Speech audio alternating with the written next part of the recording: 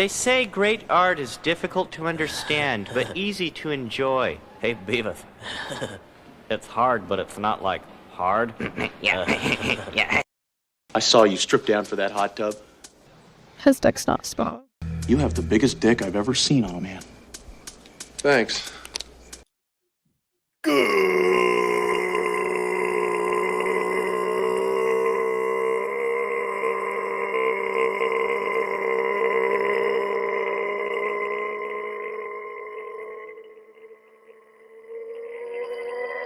Good evening. How are you all doing? Good morning, good evening, good afternoon, wherever, whenever, how you all are. Welcome to Clobby's Comic Shop. Look at you guys all sounding off in the chat. It's like, there's like a good chunk of you. There's like 12 of you, but you're commenting there like there's 30 of you. Well, I love that. I love that, and I love that a lot. So I have nothing to complain about that. How you all doing out there tonight? Let's acknowledge those faces that are here. Which thank you guys for being here early and right away. We got a lot of ground to cover tonight. It's essential ground. So let's acknowledge those faces. Okay, let me get it. Let me get it up. Let me get it up. Lord Thaw, Joe Dog, Snort a Poopus Cuber, Vince Womack. How's it going, Vince? I said Depot 101, FKC 2005, King Conan by Crom. Sup. There's my guy Depot as well. Depot 101. Man, you guys are a part of D-Bud. Martin, and of course, on Rumble. Vince is hanging out there. You guys should join Vince as well. Oh, Depot is there as well. So, yeah, for those of you who want to have it both ways, you can do that. Or if you want to have it strictly one way, pick your poison between YouTube and or Rumble. What's up, Penny? How you doing? Nice to see you here. So, okay, we're going to talk classic Spider-Man, classic Fantastic Four. Now we're going to bring on, and along with our usual suspects, we're bringing on the Comic Relief Crusader and Diesel to talk about Transformers number 24, Dan Johnson's run, and what we're hoping for out of the future of the John universe starting next month. What's up, Jonathan Conroy? All right, and right off the bat, we got Pablo here. How's it going, dude? Howdy ho! Hey, what's up, brother? I'll be honest, I'm hyped. I'm really hyped. This week, we have had a couple of good news. One, the Phantom is back. I enjoy it. Second, there's a Magic the Gathering crossover that I never thought with Iron Maiden. Oh, I saw something very vaguely in our group chat. I didn't take a look, but I saw you posted something about Maiden. That's what that was. We are making official Iron Maiden trading card. And I'm okay. That's something. That's huge. One of my top 5 bands of all time. And I can have Magic the Gathering cards to play with them, with Eddie.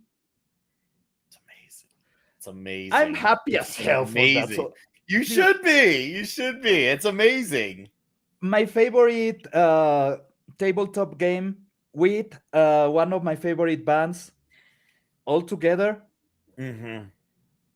What else can I ask for? It's a match made in heaven for me. For the rest of the normal human population, is actually really kind of trashy. I don't care. I love it. That's it. Sounds amazing is what that sounds like to me. It just sounds amazing. I love it. I'm happy for that. Also, reading Spider-Man, reading Fantastic Four, reading Transformers. So it has been outside of the reality because my president is really intelligent, but also really stupid. He changed where the government works to a city in a province where there's almost nobody. So then he did some stupid things about the price of gas and everything. So people are on arms. But the guy is in a province where nobody is. So everybody's going to that province to burn that province. And the provinces that normally will get burned, like mine, my city is the capital for the country, is Quito. So they will burn my city down. Last time the the indigenous people got this fiery. They held the city for 2 weeks, completely on siege. Whoo! Completely on siege. We didn't have gas. We Woo! didn't have food. We didn't have anything. Mhm, They hijacked the water plant mhm, to poison the water, so people will not have water on the city. mhm, mhm. So intelligent, moving away. Really stupid, destroying the economy. Instead of That's focusing on no, that, not worth it. I'm having comic books and I'm loving them, and that's No, you need that, man, more than I ever. fucking That do. sounds like you are dealing with like the outside world is the not the shit. It's just shit. Whereas the escapism Yeah. is the shit. So yeah, it's clear that this is needed. No, there was quite a few good books, and if we don't get to Phantom, we're gonna get into it next week because obviously, like, there's some really rad stuff that came out this week. Big Bad World #5 is next week as Oh well. yes, So we can cover a lot of ground man. next I week will as just say well. this: if we don't touch anything else on the Phantom, remember when I said that it felt like old Phantom, like old school newspaper Phantom? Yeah, Is Kid Walker? Is the Phantom from those newspaper the strips. comics? So Yeah. is is original, and I understand why, because they are doing Flash Gordon. Please do Mandrake now, because if you are going with the OG, the original Phantom that is on the Defenders of the Earth, you need to have Mandrake alongside with Flash Gordon to get the Hmm. core team, to get the important team, right? So Hmm. I will just wait. You did good with the Sup, Phantom. Steven? That's it. No, I enjoyed Mandrake. it. It Just do was a good Mandrake. week. It was like the Phantom was good. Void Rivals was good. Saturday Morning Adventures TMNT was great. Oh, it was good. There's this new Robert Kirkman book that came out called Skinbreaker that was great. Conan Scourge of the Serpent was great as well. So it was a really, I missed and that I'm one. halfway through Saints and Sinners, which is that Rippaverse compilation of the 6 writers and artists. And I'm halfway, and I really enjoyed that as well with my halfway point. So I can't wait to. And also, I'm halfway on Dracula Book 2, The Bride from Ooh. Matt Wagner and Kelly Jones, which is great too. So yeah, we're experiencing a tide of good stuff coming, and I like this wave, and I want to keep riding the wave. But we got a Spider-Man count to get with, so I think since you guys are like, hey, we're not waiting because at top of the hour sharp, we're gonna be bringing Diesel and Comic Relief Crusader to talk Transformers with us. So whoever misses on talking Spider-Man F4 before then, well, we're going ahead, me and you. So let's get on talk about ASM number 83. Let me get the clip going. Do you know the best night I've had in the last 5 years is a night that Zoe and I split a bottle of wine, we made a summer salad, and watched chocolat together? You mean chocolate? Chocolat. Chocolate with Johnny Depp. Chocolat. You're not fucking French, Pete. It's called chocolate. ASM number 83. Well, guys, are you ready to talk some classic ASM in the chat? Are you ready? Pablo, are you ready to talk about classic ASM? You better believe it. I got them ready for this one. Let's fucking all right, dude. Let's freaking go. Okay, so you know what? I'll have you lead off, and then I will bounce off of you. So I want to hear your thoughts on this issue because I got some thoughts on this issue. I got some thoughts, but I want to hear yours first. So you get to be the leadoff man and hit the ball running tonight. I don't think you've been a leadoff man often, if ever. So tonight you get to lead off. Okay. One big character that we will see time and time again that is really important for the mythos, and a character that we may see 1 or 2 times later. Obviously, the important one is the skimmer. No, wait. Vanessa. Vanessa Pink appears on this. I think is the first. Well, not the first appearance of Vanessa. I think is her first appearance is actually driving a car away, helping the Kingpin. Not Pink, Fisk. Sorry, Vanessa Fisk. Sorry, my brain is trying to translate everything. It's okay. It's okay. It doesn't matter. But but you get Peter having all his normal issues, trying to sell photographs to the Daily Bugle. That obviously he is like, well, I will go with the glove with the pigs if you don't pay me. I pay you. I pay you. Give me that. Jay Jonah, as always, incredible in the few panels that he was. But everything that really matters is about the Kingpin, Wilson Fisk, getting his territory in jeopardy. While he is kinda away, he has been laying low after what we saw last time with him. He has been trying to avoid any confrontation and just stay until things cool down. And the schemer is basically, I will take what he is not doing and I will do it better. Right? This guy wants to be the next Kingpin. Yes. He wants to be a crime boss, just like Wilson Fisk. Exactly. Yeah. Yes. So you normally will think, well, Spider-Man will have a new enemy and everything. It's not about that. Wilson Fisk gets a new enemy. Spider-Man is just in the middle. So this story is not about the Spider-Man. It's about the schemer threatening the Kingpin and the Kingpin retaliating, and everything that happens around it just happens, right? They are trying to take down a truck that is from one of Fisk businesses. Well, it just so happens that the truck tumbles and falls into into Peter Parker and Gwen Stacy walking down by the street. And well, she gets knocked out. He almost gets his identity revealed that actually he should have. It was the right moment. He just didn't reveal anything. That dude, Flash Thompson, goddamn fucker, gets a kiss from MJ and from Gwen Stacy. Both of them almost at the same time with their boyfriends right there.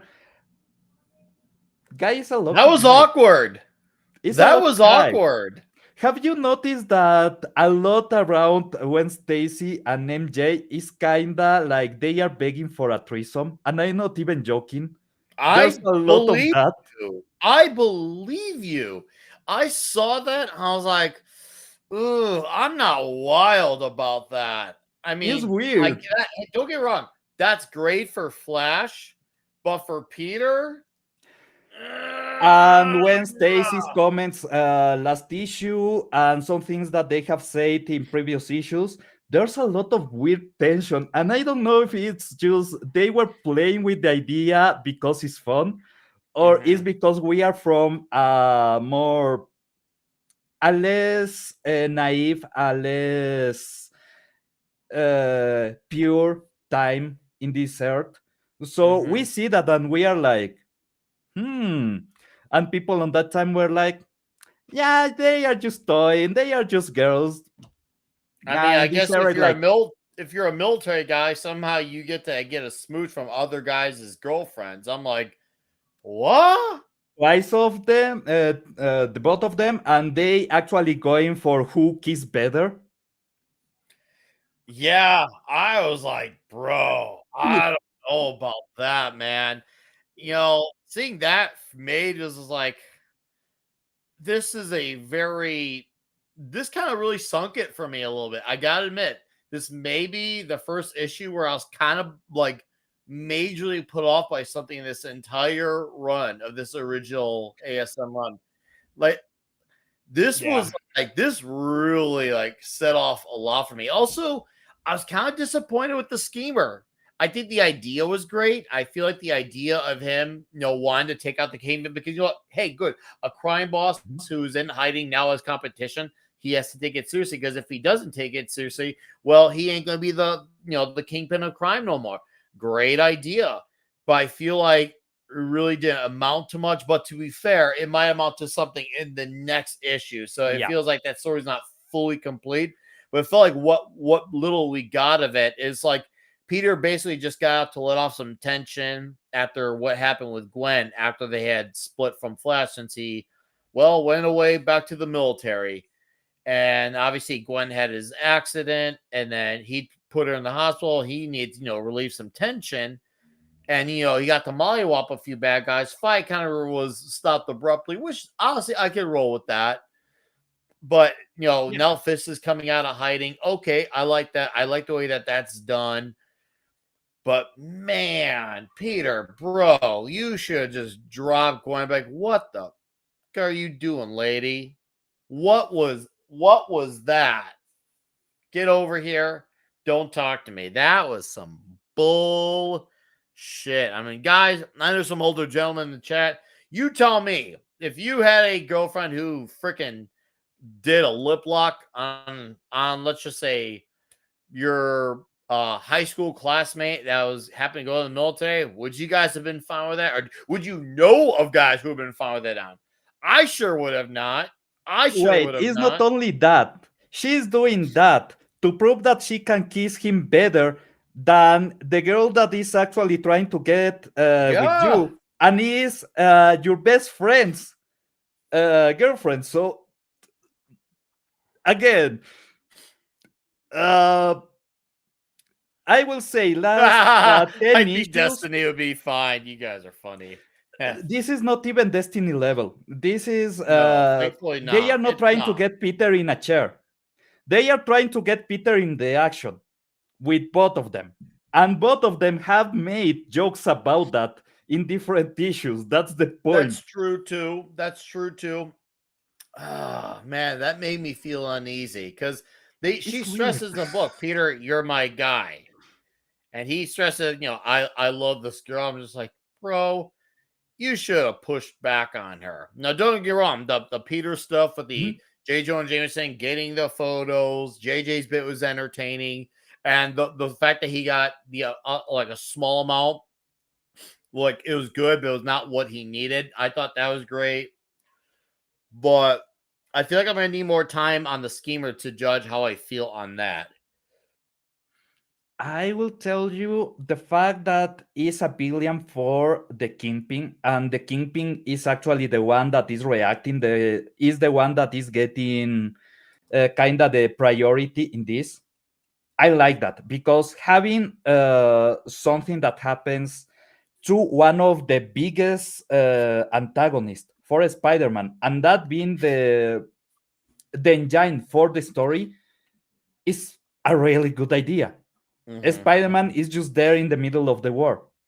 The war is the interesting part. And I agree. It's the best part of this issue is him being in the middle of these guys who are trying to ultimately eat each other. That's my favorite part of this issue. Probably second bit would be the JJ bit. By the way, what's up, Ironcaster? In our chat, I saw JT Kirk and Justin. Welcome, Justin. He says, this is the issue JMS read that let him know she would do the deed with Norman. Oh, God. Justin had to go there. But also, with what we have seen in the last, I will say the last 10 issues is where Wendy actually goes wild. Is Wildy not? It's a terrible pun. Don't worry about it. But yeah, when Stacy, last 10 issues has been. I will believe that about Norman Osborn with this version. The issue is that when you get to Spider-Man 110 to 120, she actually stops being this way and she becomes way more mellow, way more only for Peter. And then they kill her. Deeple, to let you know, JMS is J. Michael Straczynski. He did a long run on Amazing Spider-Man in the early 2000s. And there was let's just say there was some controversy about the way it ended. I have people who are in the know.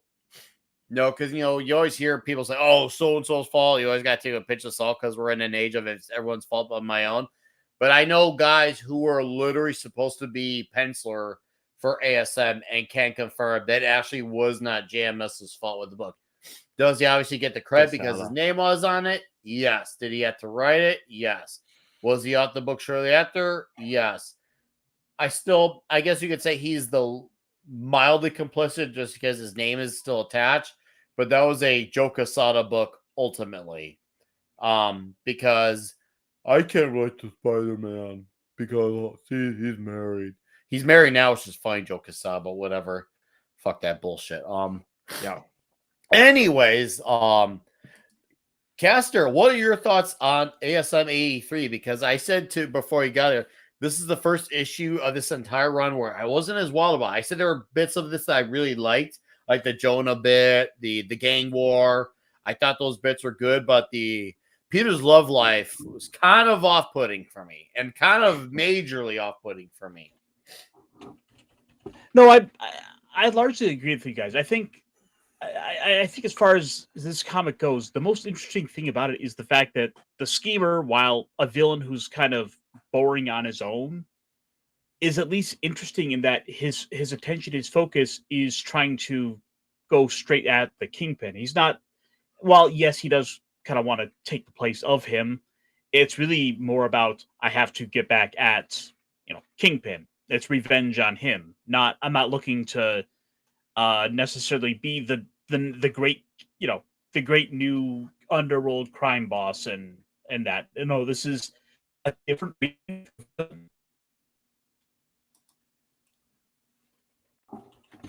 I liked it. And that disappeared for a second. Say that again. Sorry. I liked that element of it, but otherwise it is kind of a middle of the road comic. Otherwise, there's nothing that truly stands out about it. Mm-hmm. Yeah, I even really enjoyed last issue. I know that I think it was Clobby was all about it. I loved it. But this is the first issue of the all 83 issues where this one I was not wild as much about. Now, I will say this is our part I like too. The fact that he was in a position that he was in earlier in the issue, but for different circumstances, because with Gwen, he was Peter Parker. He had to be careful to figure out how he's going to handle the situation. Now he's Spider-Man. Now you get to see what it's really like when he gets to apply his power to get out of a similar pickle that he was just in a few pages over. That part I thought was cool. I thought that was a cool setup that you didn't know was going to be a payoff to later in the issue. That part I like, but yeah, man, the romance stuff and Stan and John were really good at it. Really good. Mickey DeMeo. This is the first time where I was like, "Ooh, guys, this is not a good detour to go. Can we get back on the road? Can we back on the road? Go that way. Go left. Don't go right. Don't go right." But seriously, no, it was beautifully drawn. I mean, and the colors obviously is a recolored version. Yeah. JT Kirk. But that said, though, look up the original colors of this. I'm sure you can. It still looks great. It still looks outstanding. This is the type of issue where you read it as a Spider-Man fan, keeping up with the series. It's that rare, as normie friendly as it is. I will admit that. But if you want to get them hooked, I'd say this is not the issue to get them hooked. Yeah. You can read it and they understand it, but as for you want to get them hooked and hopes that they come back, not the issue to do it with. And I will say, at least it took 83 issues to get that point. Let's be fair here too. 83 issues, bro. That's a long time. Where I remember I had some issues. Oh, this one was fine. This one's a bit less than fine overall for me. And I think part of the problem that doesn't help with that is you look at the schemer's costume. As far as villains go, there's nothing that really lends itself to saying, "Why, yes, I am this great supervillain." Because the Kingpin is a dude in a clean white suit. He pops. Maybe the schemer should have gotten some advice from the kangaroo, the condor, Fancy Dan. Oh, the schemer with a fro? Oh, dude. No, we are Schemer with talking. a throw, and he could have had some we are disco talking. boots on. Oh, dude. No, if anything, he would have been a true schemer then. He should have a crush. He should have a crush purple smoker's lounge jacket. He should have a cigarette. He's got to have a soothed, silky voice too. I am the schemer. They should have made In him the- black. They in the should have other made him hand- black. Oh, the scheme would have been cool if he was black. Man, the voice for a character is absolutely important. And I will say, I have heard everybody that they are eyeing to play Brainiac on the new the Man of Gumbers. Tomorrow. Yeah, the Gumbers. And I will keep saying Giancarlo Esposito. He's the right He's voice played for Brainiac. everything by now, but I mean, yeah, he could probably do it, but they gotta make sure he doesn't act like Giancarlo Esposito. He's gotta act like Brainiac. Oh yeah, he needs to be Brainiac, but that buttery voice is absolutely perfect for that kind of character. His voice is right there. I'm with you on the voice. He just needs to act the part, and he will be great. But I don't know, Pablo Cassie, you want to add anything else to this issue? Not right now. Okay, Caster, are you got anything else? No, I was going to say, this is not an issue you want to go out of your way to go track down. It's just one you want to in the collection. I agree. You read it once, and then you put it in your box, wherever you put your comics at, and you're like, okay, it was nice knowing you. I'll wait for issue 84. You had a rare miss, but it's okay. I still love you. I'm still invested. We're still together. This is still a marriage that works. But we could have done better today, and we will next month. And so we have, and we will. So, this is why you never lose hope on the romance, because sometimes that's just part of life. You're gonna have a day or two where things just kind of go a little bit sour. It's the nature of the beast, guys. I think most wise men would know better that, it just happens. It happens. But hey, once again, 83 issues. It took us 83 issues to have this big of complaints. Man, that's a testament to how strong this comic book run truly was. But we got a Fantastic Four comic to get to. Yeah. We got a Fantastic Four comic to get to, and I'm pretty stoked about it. So let me get it up again for you guys, because this is wild. Was a number 572. So let me get a clip and tip going. Okay. Let me get it going. Okay. Nick, I recall when I was proposing and I was pushing for covering these comics, you were a bit unsure on this. I was, admittedly. Oh, absolutely was. I was absolutely unsure on this. I was like, I remember reading this at the time, wasn't being too wild about it. I didn't exactly hate it, but I was just like, I don't know about it. But then looking back, I'm like, wow, I was way, way too hard on this run. Maybe it was where I was at the time, my state of mind. And I thought about when this run came out in 2009. And there were some ideal times, and there was definitely some far from ideal times. So I don't know if they did or did not apply to it. But yeah, it was definitely a very unique period of time in my life. I was supposed to go through a move, and all of a sudden you had worked all this time to get the move going, only to find out it's not going to happen. It was a really unique period of time. And also I was 22. It was a weird period, but regardless, that's not all important. It just maybe that has something to do with it. I can't prove it, because there wasn't cell phones and surveillance the way they were ever. Yes, cell phones are starting to get around, but not to the point that they are now. But let's talk about Fantastic Four number 570. It's like winning. I don't know, man. I was banging 7-gram rocks and finishing them, because that's how I roll. I have one speed. I have one gear. Go. Because I'm me. I'm different. I just have a different constitution. I have a different brain. I have a different heart. I have a different, I get tiger blood, man. I'm too smart. Blinked and I cured my brain. That's epic. The run I was on made Sinatra, Flynn, Jagger, Richards, all of them just look like, droopy-eyed, armless children. I expose people to magic. I expose them to something they're never otherwise going to see in their boring, normal lives. Okay, so Fantastic Four, number 572. This is the third issue in the Jonathan Hickman run, drawn by Dale Eaglesham. And I have been very surprised with this run. I really appreciated Dale's art in this run. I really appreciate the emotional depth that this issue has. So even though it's the third issue of the overall run, it's also looks like there's a short arc too here as a 3-issue arc about solving everything, the concept of it. So you get lots of action, and it's epic action, and you see a whole lot of death, a whole lot of it.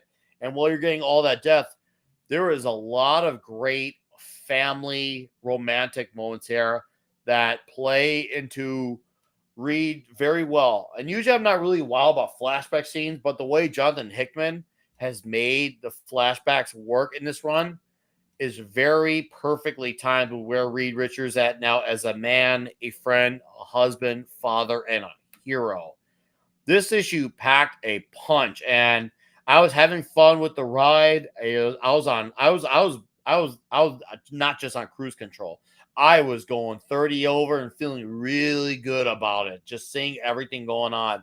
And then you see there's this really strong emotional moment too, thinking, okay, let's see where that goes. Little did you know that in that moment, she happened to be waiting the rest of that moment for it to come to a close. And when you get to that last page, I was just like, that is incredible. That was like almost poetic even. I can't believe I'd say it. And it was funny because this reminds me of something Aaron Sparrow, my buddy Aaron Sparrow, said. And it's something a lot of us in the comic sphere of YouTube kind of universally agree on, that when it comes to Marvel, Jonathan Hickman in the last, let's just say 10, 12, 13 years does not human well those characters. But then you read this book and he humans so well, it almost feels like a different writer. And I'm thinking, where is this guy at writing, well, everything else he's done since then when it comes to Marvel? Because he has so much heart in this story. I felt this issue. And even the smaller moment with Franklin and Valeria, playful, rebellious, funny, very funny. I love it. And Brendan and Johnny go on vacation. I can't wait to see where that goes. I love this issue. It wrapped up this nice small arc for the action, and I loved it. But the family stuff sold me even further. I couldn't recommend this enough. So, Ironcaster, what are your thoughts on Fantastic Four number 572? Right. So, I guess to start off the bat, we are picking up the action with this issue of coming off the last issue where this intergalactic. You all right? We lost you. Uh-oh. Am I good? And what's up? Well, you're getting that sorted out. What's up, Brad Young? Carry on. This is an issue where we're picking up from the effects of the last issue. Mm-hmm. The Intergalactic Council of Reeds is suddenly under attack by multiple Celestials. And with that premise alone, these are entities beyond anything humanity should rightfully be dealing with. And yet here they are, and now the Reeds, you have these hundreds of Reeds now having to deal with them.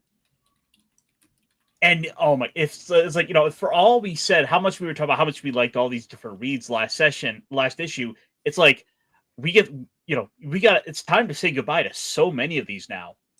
They did. You know what? And I'm good with that. I'm good with that. It makes sense for what the story that they're trying to tell. Oh yeah. It's like a couple of them stood out in a lot of ways. Like I was talking about how much I love the Sword of Merlin looking one with the sword. And you get to see immediately he just gets eliminated. It's just like, no, my favorite. Beardo! Not his buns.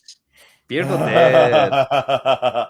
Yeah, seeing the Celestials in action, you realize how deadly they are, Caster. Like, they are very capable.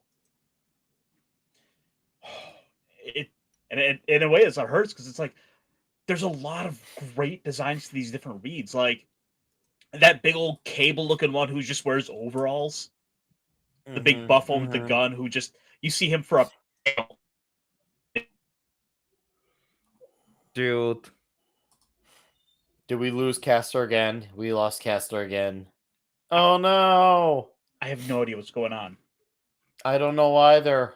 I don't know what's going on, period. But what's up, 5 picoseconds? Yes, we are talking Hickman Fantastic Four. This is our 3rd episode. Do it. He'll be back.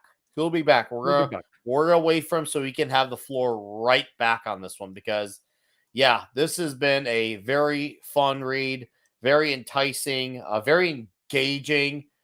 Also, I want to highlight something, and this is something I want Caster to partake in, is the serious conversation from one read to another. This was deep. Do you Very remember deep. what I said a few weeks ago when we started this? That the console of reads is not full of good reads, right? Deeple, it doesn't, but hopefully the next issue. We got lucky with that one, but was that Rambo read right? I thought it was like a Hulk type of read. I was like, what is going on there? He's let's see here. Let's try this again. Oh, hey there. Yeah. Caster? Yep. All right, there he is. Okay. Awesome. So go on about this issue. You were sad. I mean, just for all the great stuff we get in this issue, we get to see this great concept of the reads. We've seen the dark side of them. We've seen the heights of what they can do, but we've seen ultimately the cost of that. And for a man like Reed, thousands of versions of him, for all of them who are driven by this cause, they will sacrifice everything in order to go to that end. And for our Reed, it's him being faced with the truth of they chose to sacrifice family. They chose to sacrifice their normal lives because they wanted to go about solving everything. That was the sacrifices they chose to make. And here's Reed being confronted with this saying, Reed, I know you. I am you. This is deep. This is deep. That's why I say these pages just for you, so you can talk about this. Because this is a tense conversation. I was like, bro, what? We're having this talk here from read to read, the hard talk. And I get the other Reed's point, but I trusted my boy Reed that he's still going to do us right at the end of the day. But I can get why he doubts the situation because they do know each other better than almost everyone, maybe outside of Sue. And yeah, this Reed's built differently, but I get his point. And not only that, by the end of it, rather than going back to help finish the fight, he's smart enough to know he has to walk away. Yeah. There are infinite problems in the world, in the universe to solve. This is him having to come to terms with and accept the fact that he cannot solve everything. Certainly not if the cost means sacrificing his wife, his friends, his children. I agree. Strongly agreed. Yeah. This is incredible.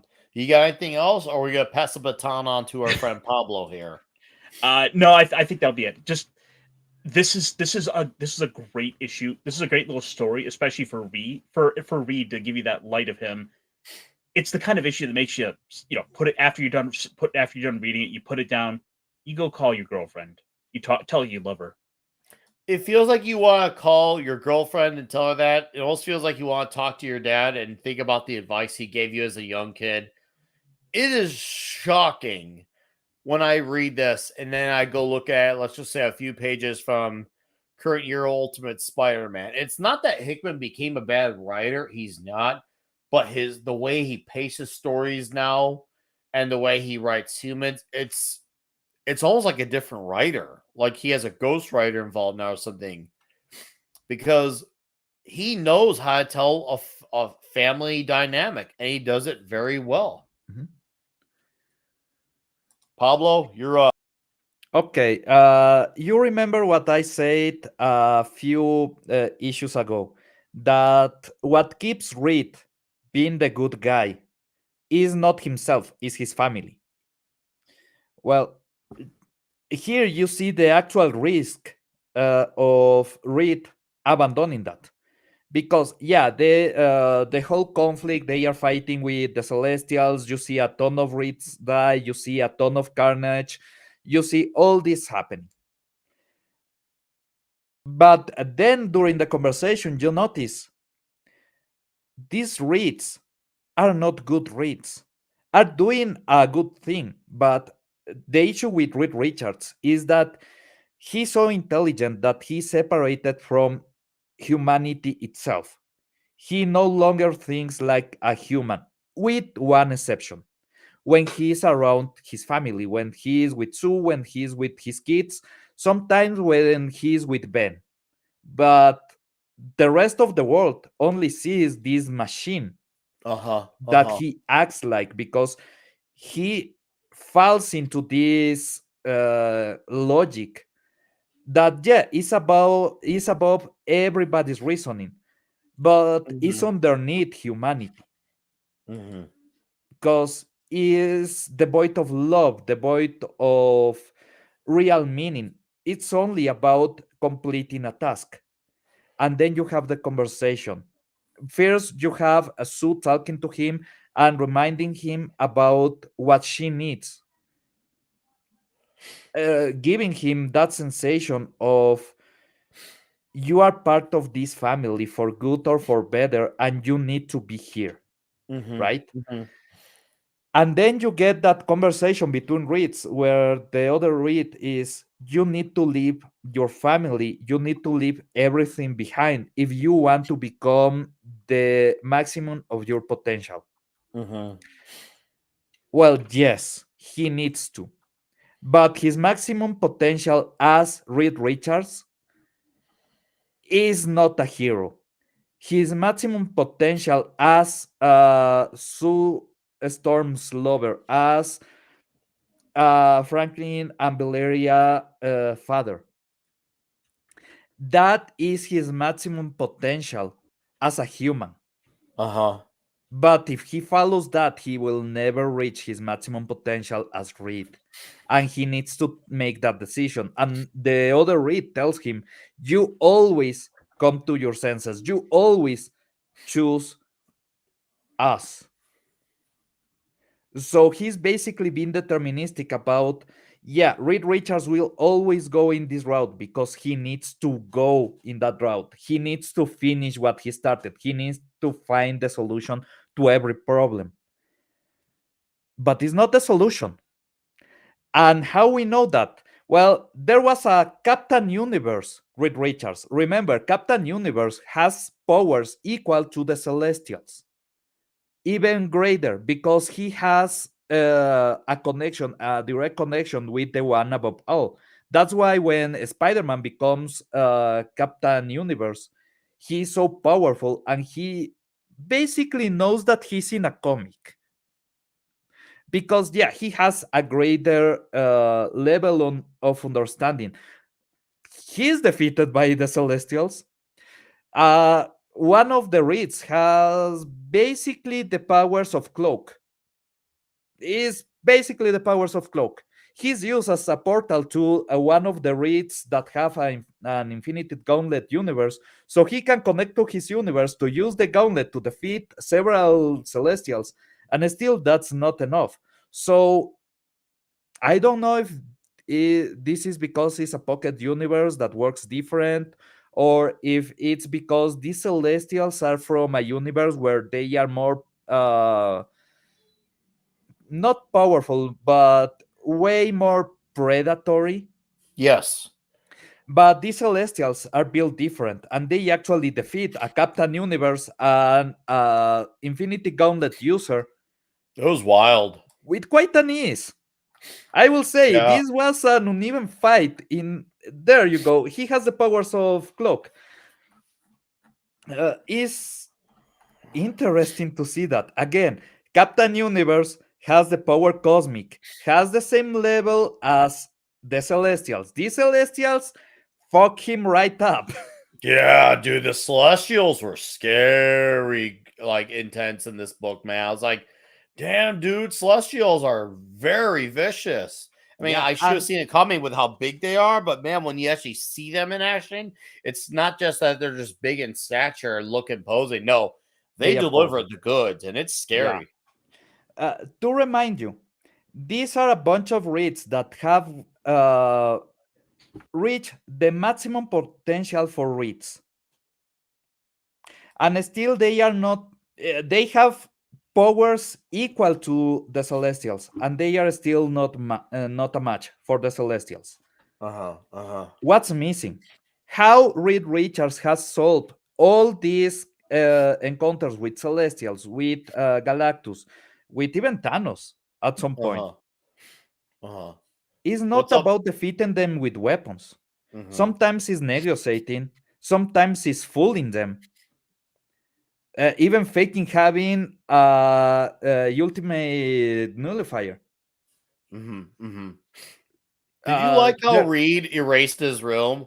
That was amazing. I was like, oh, that's cool. He erased the room, and all his writings were just gone from the walls. Like, dude, that's actually really cool. Erase it and lock it. Because he chose. And he chose the maximum potential he can has is not being the maximum Reed Richards. It's about becoming the best man possible, and he chooses right. It's a whole story about Reed Richards having this trip on should I choose power or should I choose my family? And finally, his conversations with his father guide him into choosing right. Amazing. Yeah, the wrong choice is actually power, because we see these Reeds with all this power, they are failing.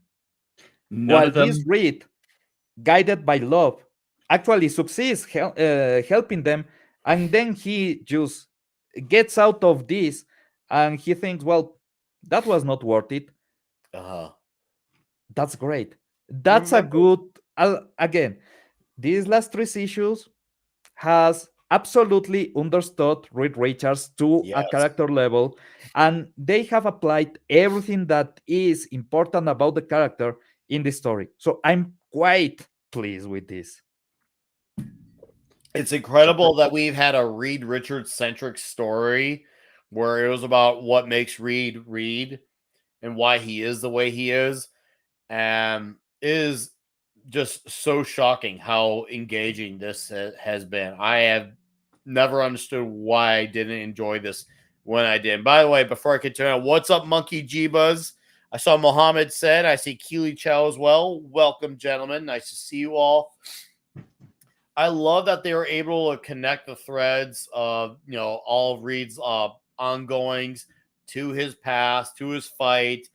It was like, wow, this is all. There's a lot of juggling going on, but Hickman made all of it work. It didn't feel jumbled. It didn't feel like too much. Everything flowed very naturally. Yep. I was very shocked by how well he did that. I was so impressed with these 3 issues. Just to answer the comic relief. Yeah, go ahead.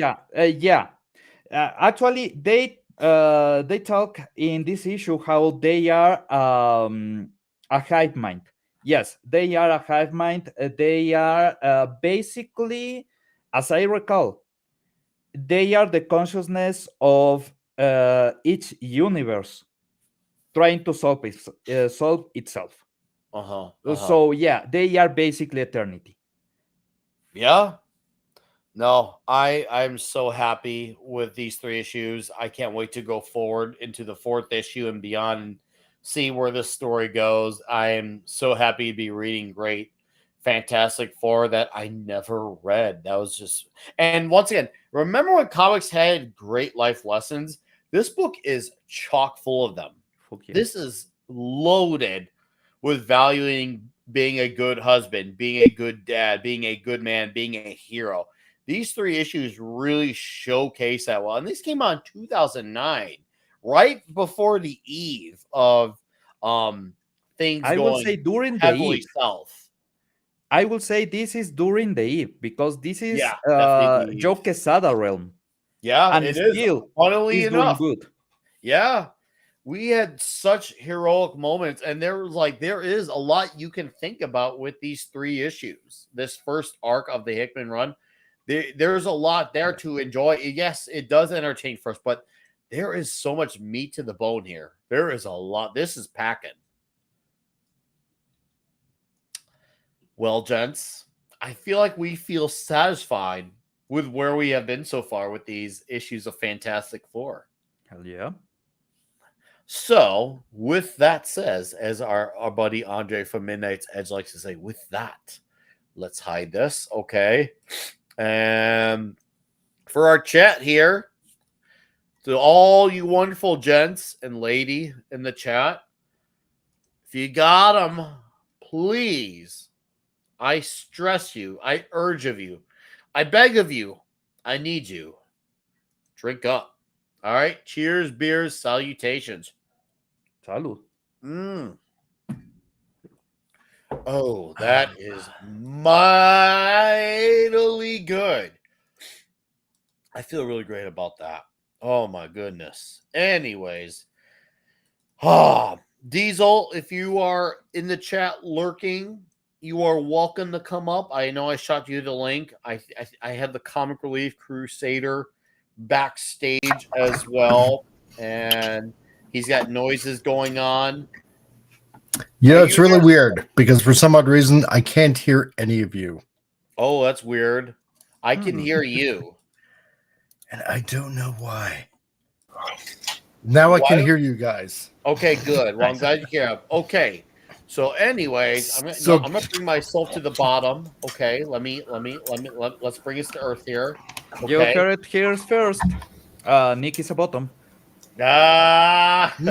So, anyways, welcome back, Comic Relief Crusader. It has been a long time since you've been on this show. It's great to have you.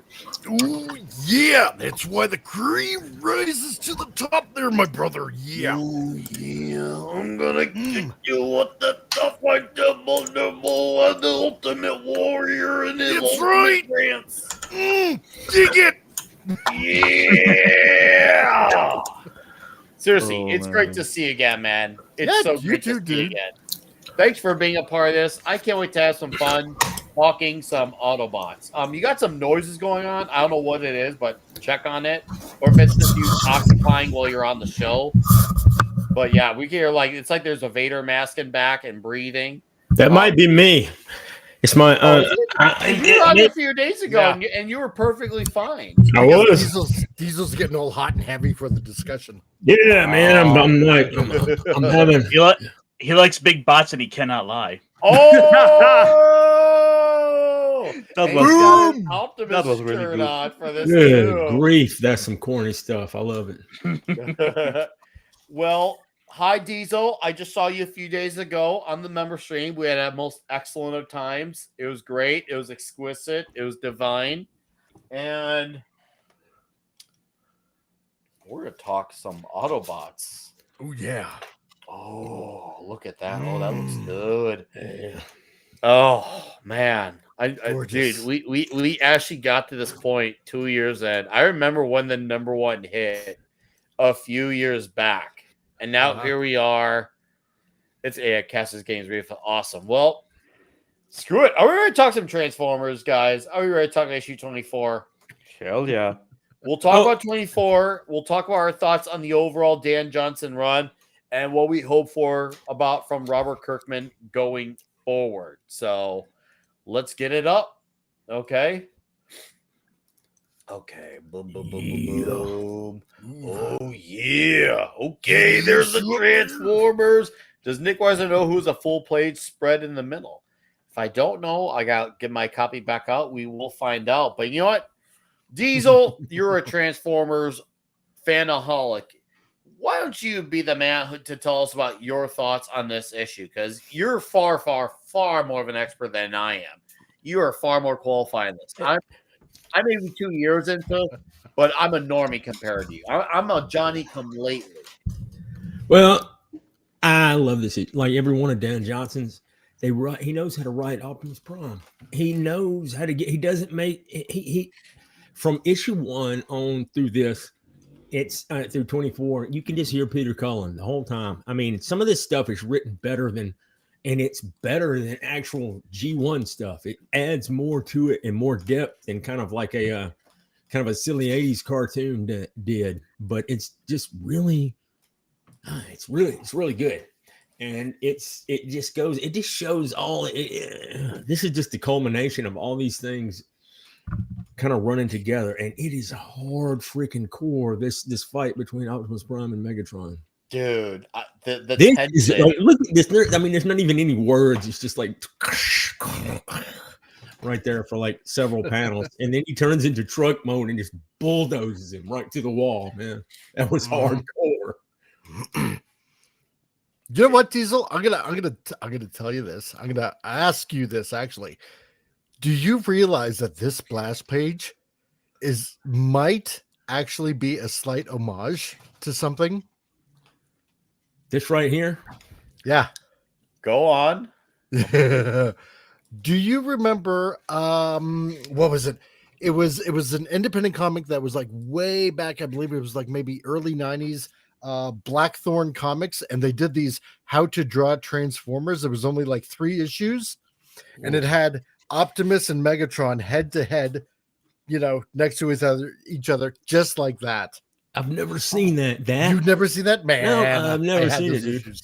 Yep. I just see that's why you can't just say that I'm like the be all end all here, man. We got Comic Relief Crusader here that anything that I don't know, he knows.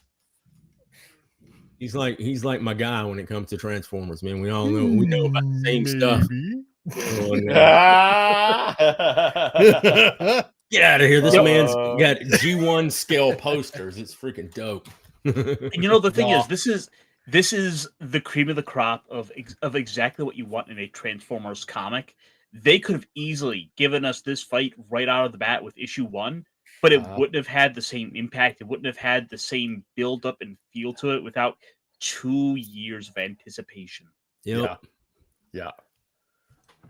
Waited 2 years for this, man. This panel paid off. It actually paid off. That's the biggest thing about this. Okay, for me, coming from the more normie side, this is my first proper foray into these characters. Like, I don't really count the Bay movies, the ones that I've seen. This to me is like, this is me getting into Transformers proper. Mm-hmm. And I had known who Optimus Prime was. I knew like Megatron was. I know about the voice actors and the recognizable voices, and yes, those voices landed with me right away. But getting to this fight was incredibly worth it. I loved how they were just teasing us with Megatron, and when we finally got there, it was scary. It was tense, and when you thought Starscream or Soundwave could consider being the big man on campus, there was Megatron there to remind you, now I run the show. I run the show. Not the Devastator, freaking Megatron. Well, and that issue when he shows up on top of that building and Optimus Prime looks up there and he just goes, Autobots, retreat. As soon as he sees Megatron on top of that building. Yep. Yeah, it's this. And Dan, with the actual, this was Jorge Corona, but obviously, like, it's clear Dan gives him ideas on how he wants these characters to fight, and Jorge Corona translates it well. I feel like I'm seeing a slug out fest at a bar, except it's with super gigantic robots. It's a bar fight, but on a literally grander scale. This is a bar fight. Gargantuan rock'em sock'em robots. The Energon is their alcohol. And they had to say that they're drunk off Energon. Hey, there was a G1 episode about that. Then Bender B. Rodriguez is an Autobot? The who? Futurama Bender B. Rodriguez, the robot from Futurama. Oh. His fuel is alcohol. True. Is he an Autobot? That's for you guys to answer. I got nothing here. No, well, I don't know how to answer that. I just thought of Bender as kind of a sociopath. Yeah. All right. Stephen NKLL has a question for us, and I want one of you guys to take it. So, question: whose job is it to clean up all the metal shrapnel and debris after the Autobots and Decepticon battles? Ooh. Spinoff comic about that. Some dude in his cleanup truck, and he's like, "Damn it, I gotta clean this up again." You see him takes a truck to the scrap yard and sells the metal. Of course, in that Al Gore goes in a truck. In a spinoff like that, it would wind up with like somehow like a bit of energy mounted on his truck. It became sentient, and now it's like this dude and his robot pickup truck going around picking up scrap. Gears is going to bitch and complain about having to clean it up. Grapple is going to be just grateful he has like materials to actually make art with, and everybody else is just going to do it because they care about humanity. So there you go. I forgot about Gears. Yeah. The complainer. The complainer. They had a whole episode dedicated to what an asshole he was back in the day. What'd you do to Gears? He's nice. What you made him nice. I want to know who. That's beautiful. You guys tell us who this is. Omega Supreme. Omega. So I was wondering who that was, and you guys knew right off the bat. Love it. I saw this. I'm like, okay, I don't know who this is, but I know this is something important. I could tell something important, and it felt important to me. Well, in that flashback episode when it showed Starscream when he was with his buddy, and it was called Ultrar, they were sitting there waiting for the Guardians for the Titans to come fly by, and when they flew by, he set off some stuff and blew some stuff up, and they were all down there waving, and I think Omega Supreme waved at him when they went over, and that was way back in the day. We saw that back in like issue 14 or 15 of this series. Something like that. But guys, isn't it funny that the resolution of all this conflict is literally a Deus Ex Machina? Go on. A machine appears from the heaven and then it fixes everything. Is the literal definition of a Deus Ex Machina. Did he get in the bathroom? I heard something about the bathroom. What's going on? Yeah, that was my wife mentioning the bathroom. So okay, ignore that. It wasn't to me. We most definitely will ignore that, or will we? Because... No, you won't. You know you won't. I mean, look at the show you're on. Do not come. Do not come. I'm gonna come.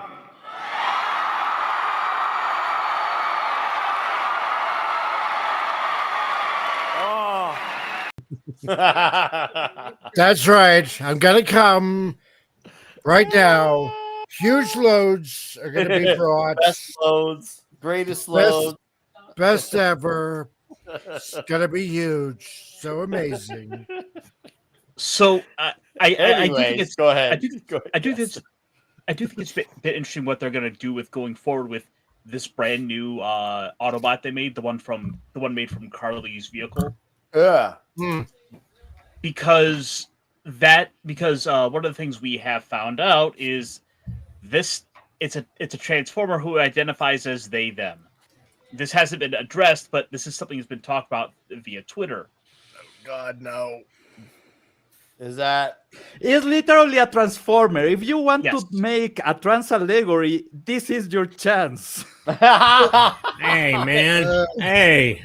And the thing is, with Transformers, I can kind of accept it to a degree because it's like, they're not necessarily bound to biological necessities of that we would. I don't want to hear about that though. It's personality programming. Yeah, but still, otherwise, I don't have a problem with the boss showing up because we saw all this buildup of getting to this point where wait, Iron. You mean that transformer is an automatic transmission transformer, right? Yes. Because obviously he does not have a stick. Apparently, it has a beat stick. God damn it! This is you can make Got so a many gear jokes. shift. Gear Make so shift. many Are we jokes. still talking about Omega Supreme here? I'm just No, highlighting that's the great big stuff from one. Jorge We are talking Corona. about the little one, the one that got his Huge. stick removed. Yeah, The one that So makes it through here's the. an interesting fact, man. Omega Supreme is the only Guardian robot that has a personality. The others were kind of like drones, but Omega Supreme actually has a spark. Yep. Huh. Ooh, there's something that lights his fire. Okay. Well, That not is only great that, to know. not only that, we do kind of know thanks to like largely the IDW era, and I'll be curious to see how much of this sticks around going forward. But Omega Supreme and Titans of that class are supposed to be these guardians of primes. Okay. And so now we have Omega Supreme showing up to Optimus in this time of this greatest time of dire need, only for now the Matrix to wake up. So I want to see going forward, are those two pieces going to be connected, or is this more Or it did coincidence? Omega Supreme just and listen, we're talking comics, so it's believable. Just happened to coincidentally fly over that building at the exact time that Starscream is up there and about to execute Prime. Nah, it's no coincidence. Remember that issue 22 and 23, Optimus goes inside of the Spark and meets the Primes. So this is not a coincidence. This is the Primes moving things forward.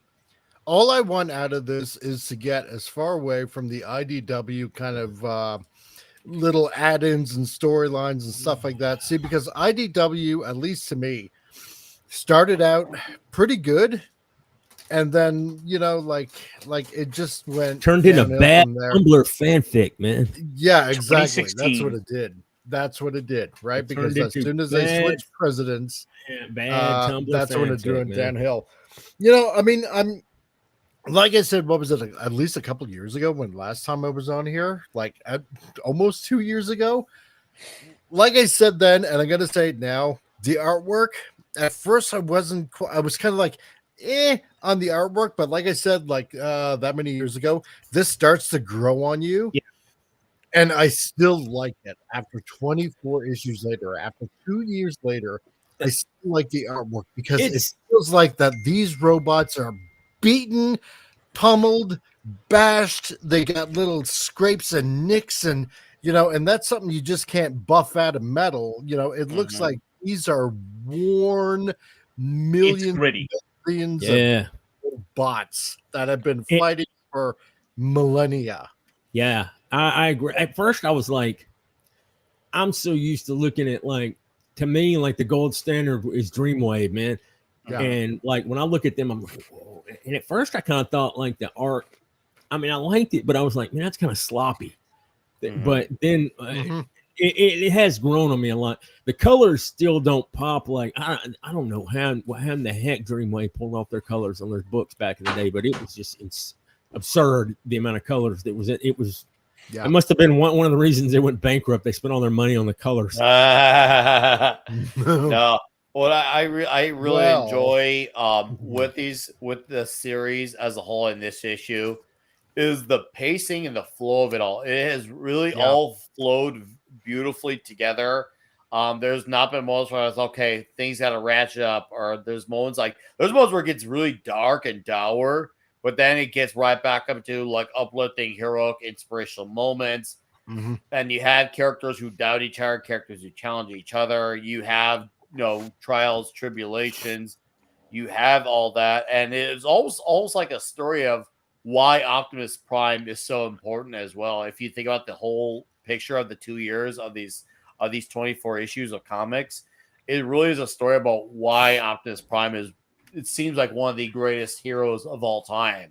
Yeah. It really feels like it's an Optimus Prime story at the end of the day. And boy, does he actually cut through on a lot of deep parts, whether it was the intense fight between Starscream and Soundwave on number 7, this fight over here, man, Dan Johnson, Jorge Corona know how to make these Autobots and Decepticons really duke it out. Man, No kidding, man. it's a freaking throw down. It's Every like time, and like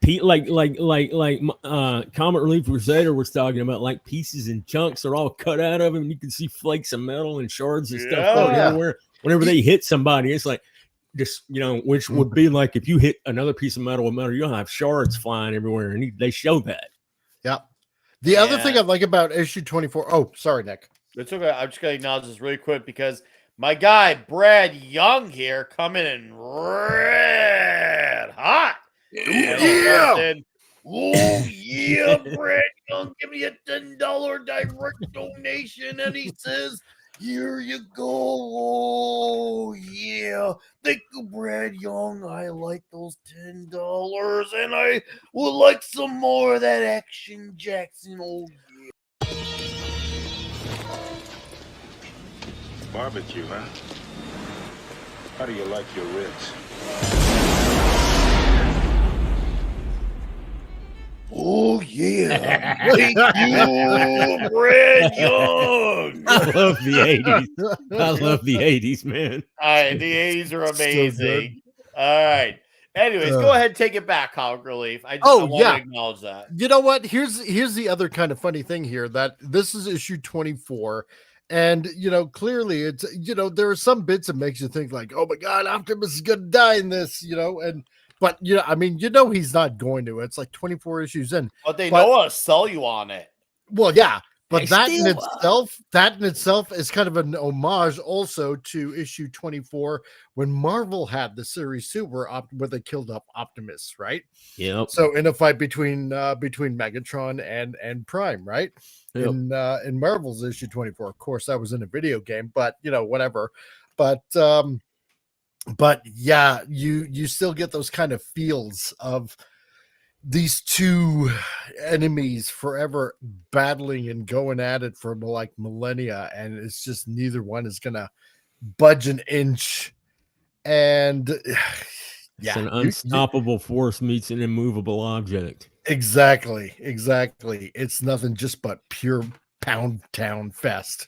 Love it. That Transformer in hitting Megatron, though, man, that is Transformers. You should see more of that, man. That was that's one thing I thought in that first Bay movie they pulled off fantastically, was when the police car barricade is running and he just jumps and transforms into the cop car and then hits the ground driving after him, man. That kind of thing is like, that's that's just like, yeah, that's it. Remember the only thing I still don't like about it is that they make Megatron look like a tank gun, and it just drives me nuts. It could be the awkward style too that Jorge Corona draws too. Yeah, remember too, Jorge Corona is a bit of a acquired taste. He's not someone you put on, let's just say, like a Superman comic. But luckily for Transformers with big metal shards flying around and action-packed battles with Autobots and Decepticons, it works. But he exaggerates. I'm personally okay with it because I feel like if there's one thing, I feel like a lot of comic people, whether it's Marvel DC fans or people on the YouTube crowdfunding sphere, no matter what corner you're from, I feel like a lot of people have forgotten that comic book art way back when used to be exaggerated. And we got so obsessed with perfecting art in the, let's just say, last 10 years, that we forgot to just have actual escapism, not just with the story, but even with the art itself. So I'm okay with the exaggeration of the army tank look and all. I can see why maybe that would not be great for maybe a Megatron fan, but for me as a comic reader, I love the exaggeration. They give him a second transformation. It's basically a 3-stage transformation for Megatron at this point. So I'm okay with that. The other thing, you were talking about how Jorge Corona is not the greatest for, let's say, Superman or Spider-Man. Yes. But I give you a franchise that he will be absolutely awesome in. The Matrix. Yeah, I can see that. If there was a good Matrix comics, Yeah, go for, if you haven't seen the Animatrix, the second Renaissance. During the second Renaissance, you have the whole war against the machines and everything. And this kind of art is absolutely perfect for that, because you need to have everything look kind of destroyed, kind of used. You need to get the people in the right position of being raggedy, of being dirty and everything, and he nails it in this issue. So maybe I'm not the biggest fan of Jorge Corona's Megatron face, though, and the way he did Astro Train's face. Sometimes sometimes it looks a bit stiff, right? It's something that looks a little bit too wide or something, and it's like, it's kind of squished down or something. Okay. It's not bad, but I mean, it's just I don't know. I kind of get why he's making the face look like that in a way. It's kind of like this. How should I put it? It's like, you know, when you're in rage or mad or angry all the time, it's like you know how your muscles feel like they kind of tense up, like stiffen up and stuff like that, and it's that inner anger all the time. And I think that's kind of how he kind of conveys, like how your ex-girlfriend used to look at you every night. Exactly. Precisely. He couldn't get with my mojo. Well, I was going to say, it looks kind of like he feels. It looks pented up rage, and I think that's why he does the face like that. He I just could be needs wrong, to though. poop. Exactly. I'm just happy we got more Beachcomber and Beachcomber live. I thought he was gonna die. Beachcomber lives. Beachcomber lives. Paradise, man. It's great because he's the Keanu Reeves of this. No, it shows you how even being the pacifist, he can still save the day in a lot of ways in these key fights like this. Yeah, agreed. Love that. I get the Golden Lagoon vibe from Beachcomber. Yeah, he's that tree hugging hippie kind of voice. Paradise, man. Now I don't know what people have against hippies. They have the best weed. I mean, sorry, what? Dude, it's hippies. They're responsible for so much crap today. Yeah, I know. Still, their weed is good.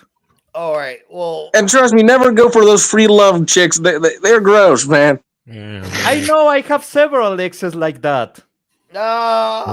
Smell like patchouli and armpits. Caster, one left a vial of patchouli around my room. I still have it. Really? I don't know why. I just refuse to. I don't know. I don't want to contaminate the world by throwing it to the garbage.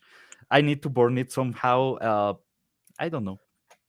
Dude, careful. That could become your own Sinitro pendant.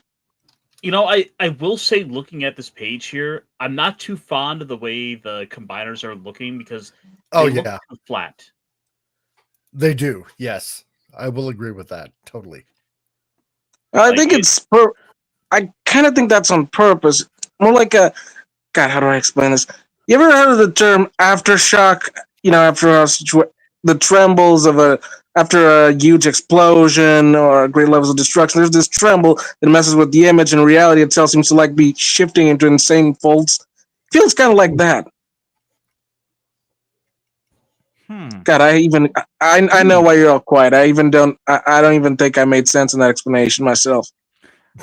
Don't worry. I know exactly what you mean.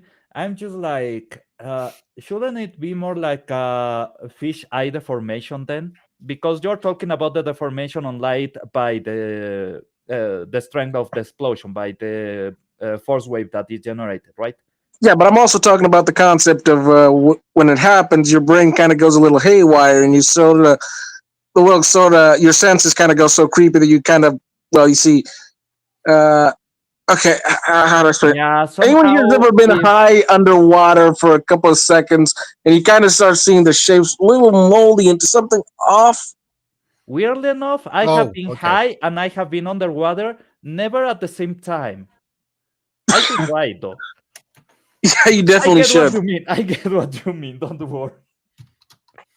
So, have any of you guys picked up the new Devastator? Because I was looking at that, thinking about it. Which Devastator? Are you're talking about the Studio Fans Series? Toys Studio Series or X trans bots. We're going basic bitch studio series here. Oh, okay, fine. Because I'm looking at it, I'm like, I've still got the Combiner Wars Devastator, and I'm like, do I want to pull the trigger on this one and go drop like $150 to upgrade my Devi? No, wait. Yes, you do. Wait. Probably. There's for Transformers. There's a crossover that is coming, I think, next year that you should be saving for. Is Transformers plus Zoids. Yeah. Oh, dude, Zoids. There's a Transformer Liger Zero. There's a Transformer Geno Breaker. You need to save money. Trust me. Dude, don't be messing with me. No. I'm Seriously, serious. he's serious. I'm serious. Oh man, I am so. Takara Tommy I am rock hard right now. Takara Tommy announced this, I think, about maybe a little over a month ago. Yeah. It's Totally coming, serious. and there's some beautiful shit. And by the way, if you don't know, the two of them share a past because both of them are failed Japanese toy lines with failed animations / mangas that came to America and actually became a thing. Yep. And that's why Japan is starting to take a liking of them. And don't forget the Evangelion crossover. Yep. Also, there's an Evangelion crossover. Yes. I swear to God.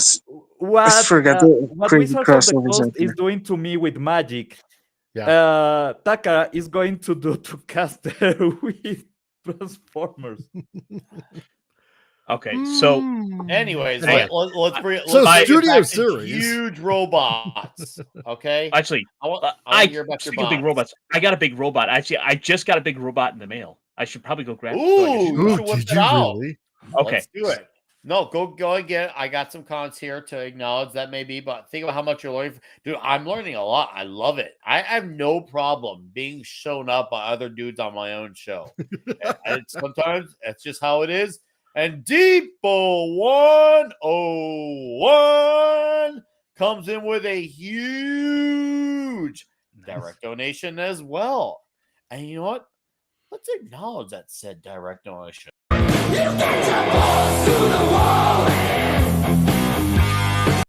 Hey, People 101 with a $10 direct donation says, I'm going to go against the grain, but Megatron, I feel, has always been more imposing than a transformer that Megatron transforming should be a big deal. I feel like the other part of the comics it has been too often, in my opinion, T and RO. The original animated series kind of ruined that a long time ago. So at this point, just enjoy whatever funny thing they do with Megatron because it has been a meme for years. Yeah. I like Vince's kind of transform the like and roll out on subscribe. Well, hey, thank you for that $10 direct donation, people. I love that you guys are coming in hot with the direct donation. That is like, don't get me wrong, Rumble rants are great. YouTube super chats are good. But the direct donor, woo! Man, you guys are hot tonight. Thank you guys for that. I do appreciate that. So thank you very much. And Depot, I love hearing that feedback. It's a good thing I have all these great dudes here to be able to answer that properly. So I'm very lucky in that regard as well. But Caster, you got a big robot in your hands. I do. You want to show off? All right, I'm gonna unembiggen so we can. He's got something huge, something amazing, huge, phenomenal, even, and everybody said some might say it's the best robot. That's right. All right, I'm gonna embiggen you. Oh, wait, I didn't mean to do that. The opposite of embiggen. Wrong. Jesus, All look right. at this freaking thing. This is bigger than my head. You can't even put your hand around it. No, he can't. That thing came to life. You were screwed, dude. So this Wow. This is from Joy Toy, which I know has a license for example, Warhammer for a lot of their figures. Yeah. This is a 1/18th figure they did. This came to me from the T-shirt historian, who's been one of my best friends on the internet here. Oh. Sorry, Nick. No, it's all good. But I check hear he's a great this guy. out. On the back, like the cockpit, the cockpit opens up in the back. Holy shit! The seat folds down. We can move that out of the way. It's got a full metal frame to it. Oh, nice, dude. I can pull him out. Nice, dude. You know what that reminds me to? Do you remember the fancy 21st Night of series September? that they did for Pacific Rim? job. Yeah. Go on. It was like that. You had everything moved, everything had some little detail that was even not even from the movie, but from the concept art and everything. Yeah. It was a lot of money. It Yeah. was a It was. stupid amount of money. I could tell Ironcaster wants to kiss it. Yeah. Look, He's got that What look I- in his eyes. what I do on camera is none of your business. In the privacy of my Isn't own it though? Isn't if you it? if you install haptic feedback, if you want to call it like that, one of those vibrating motors of Yeah. some kind. Check this out. He's got the look of love in his eyes. Let me pop this hand off here. Please make it in a way that the plastic Looks at it stays passionately. intact on the outside. See, that's right. You can send a message. Huge. Pretty message. There you go. Oh, Nice. No, this is a great figure, and now this man has sent me down a rabbit hole of more toys to buy for the Iron Lab. As Oh, he yeah? should. As he should. I mean, God. why would you not? I mean, it's just the way I got. it crumbles. I've been thinking about Macross figures lately. Oh man, that'll send you down a freaking rabbit hole, dude. I know. Garfield. You have to sell your arms and you have to sell your organs to afford some of that good Bandai stuff. It's Garfield's Bizarre Adventures. What's up, dude? How you doing? So, okay, gentlemen, we can talk about our toys a little more, but I have a question I want to know, especially for all you, let's just say Transformers X, because next month, number 25 starts. Yeah. And that is the beginning of the Robert Kirkman run with Dan Moore on art, which, is probably going to be, let's just say Dan Moore seems to be more of a, I guess you could say a fit in a traditional sense, because Dan Moore's got a very clean style of art. He's definitely not going to be this crazy, super shardy, metalish like style that we've seen out of Dan Johnson with the first 6 issues. And Jorge Corona for almost the rest of them. I think outside of 2 or 3 other issues. Dan Moore is definitely, his style is definitely a lot cleaner. But Kirkman, I've been enjoying for quite some time. I loved Invincible. I'm enjoying his current Battle Beast book with Ryan Otley. I enjoyed the hell of Void Rivals for almost 2 years now. He has a new book that came out this week called Skinbreaker. He did a great book a few years ago called Firepower that I've enjoyed as well. So I know he's a qualified writer, beyond qualified, and I feel like he's a natural transition since he's already doing Void Rivals. It's like, okay, well, so who already knows the continuity, that makes a lot of logical sense.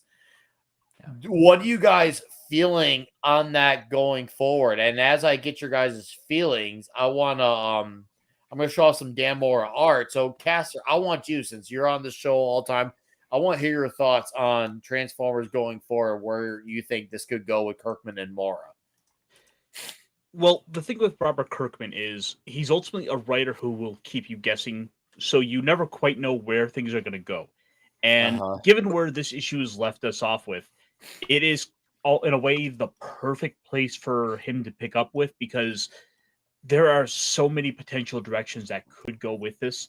There are elements of it, of course, that we could look at and say, yeah, this or that should happen next. But I think Kirkman's gonna be a great person to come in and take over, because this is one of those beloved IPs, and the guy is able to spin success with most anything he puts out. I mean, He's a like big you said- name too. Even Exactly. normies know who he is. So I feel like that alone is going to help this book get eyes on, just because he's writing it.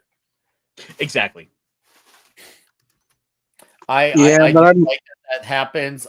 With Kirkman too. I know he's a big fan as well, and I like that with him doing. He said in an interview a few days ago that going into this run, I knew that there was going to be people who would probably invest in this run because they hopped on because it's their first Transformers book. Daniel Warren Johnson. I'm going to make sure I ease people into this. He's like, yes, I'll expand some ideas and add something, but he said the continuity is not going to change. It's not going to be undone. It's going to pick up right where issue 24 left off. It's going to be a very seamless transition. And I feel like those are the key words, seamless transition. Because it's one thing when a writer wants to throw in some ideas that he wants to add, to the play. I think that's fine. But you still got to make sure it's still the current run and not just a completely different book now. Don't flip it on its head just because, well, now I'm writing it, so I got to make everything different. He still seems like he wants to have it be the Transformers that we know. But obviously, throughout time, he'll know few sprinkles as well. But mainly, this is going to be the story that we already know and love. I mean, ultimately, Robert Kirkman's not trying to get his name out there and try to make a name for himself with this book. He's already highly successful. He's already got his wealth, his fame. He doesn't need this book to make him big. He's already big. Yes, so that's a fact of life, man. I have talked to normies who they know the name Robert Kirkman. Like that is a name in the stratosphere. Like when you think of I guess you could say as far as comic pros of the last, let's just say 20 years, Jeff Johns, Mark Miller, Robert Kirkman. I'd say those would probably be the three. That would probably, if a normie would maybe have heard one of them, that might be one of the three they may have heard, is one of those three. Kirkman is definitely up there for sure.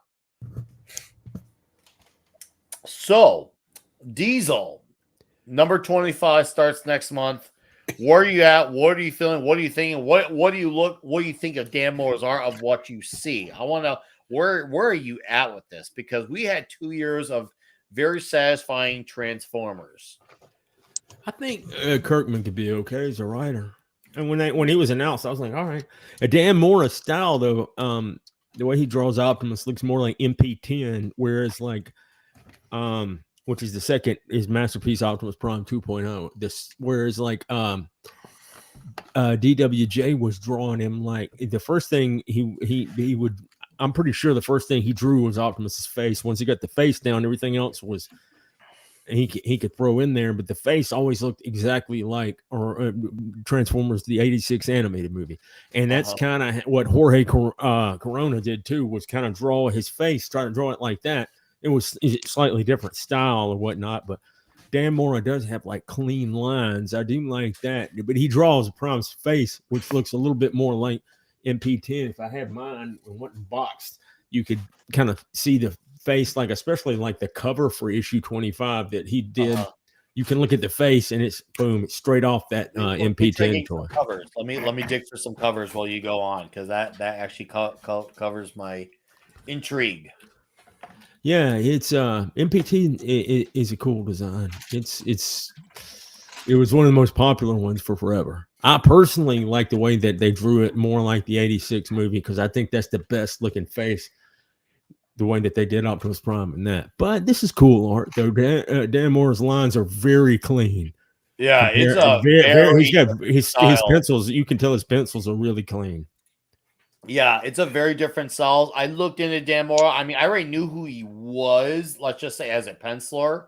He's a guy who's very fast. He's very dependable.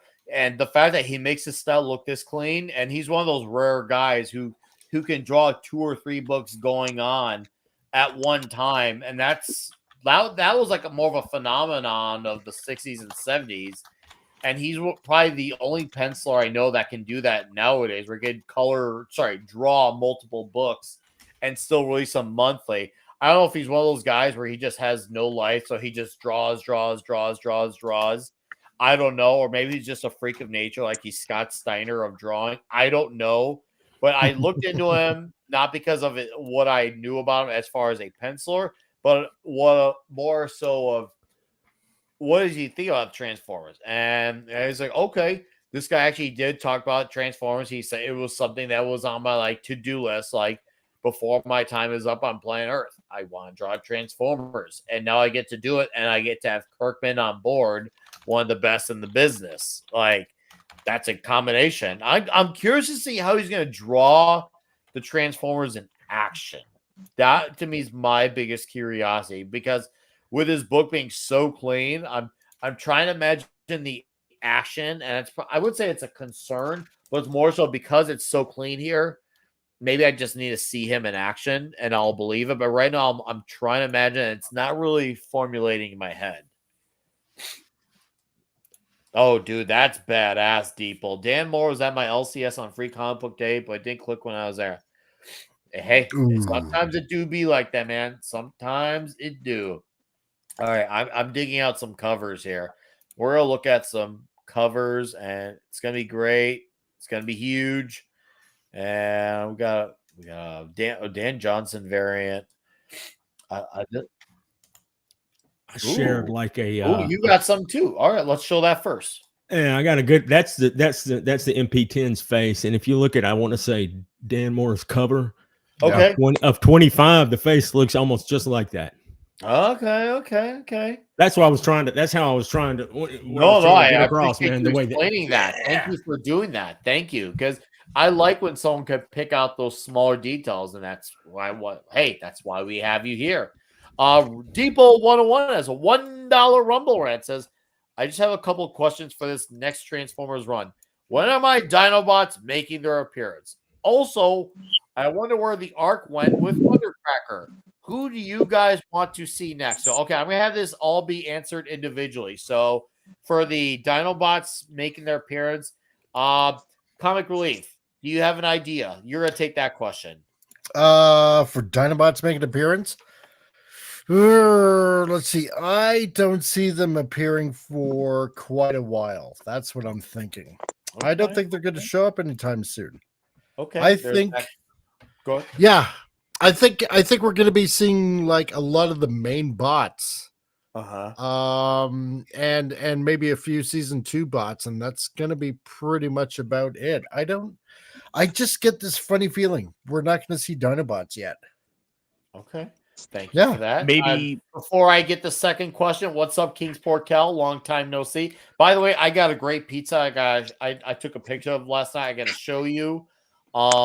Next question from the Rumble rant. That was where the arc went with Thundercracker. Caster, that's your question. Sorry, I'm just getting back. What was the question? It's okay. Where the arc went with Thundercracker. Well, Thundercracker's always been a bit of an interesting character, because when you go back and look at some of the early Marvel stuff, a lot of this, I believe either Simon Furman, there was this idea they put in that he was this bot who was always unsure about how dedicated he was to the cause. Yep. And I hate to keep going back to the IDW stuff, but IDW did a really great job with his character, to the point where there are a lot of people who are major fans of Thundercracker now because of that run.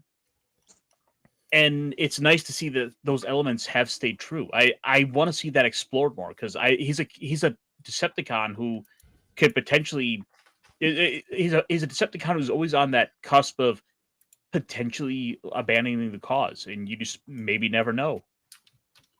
We'll hear, won't we?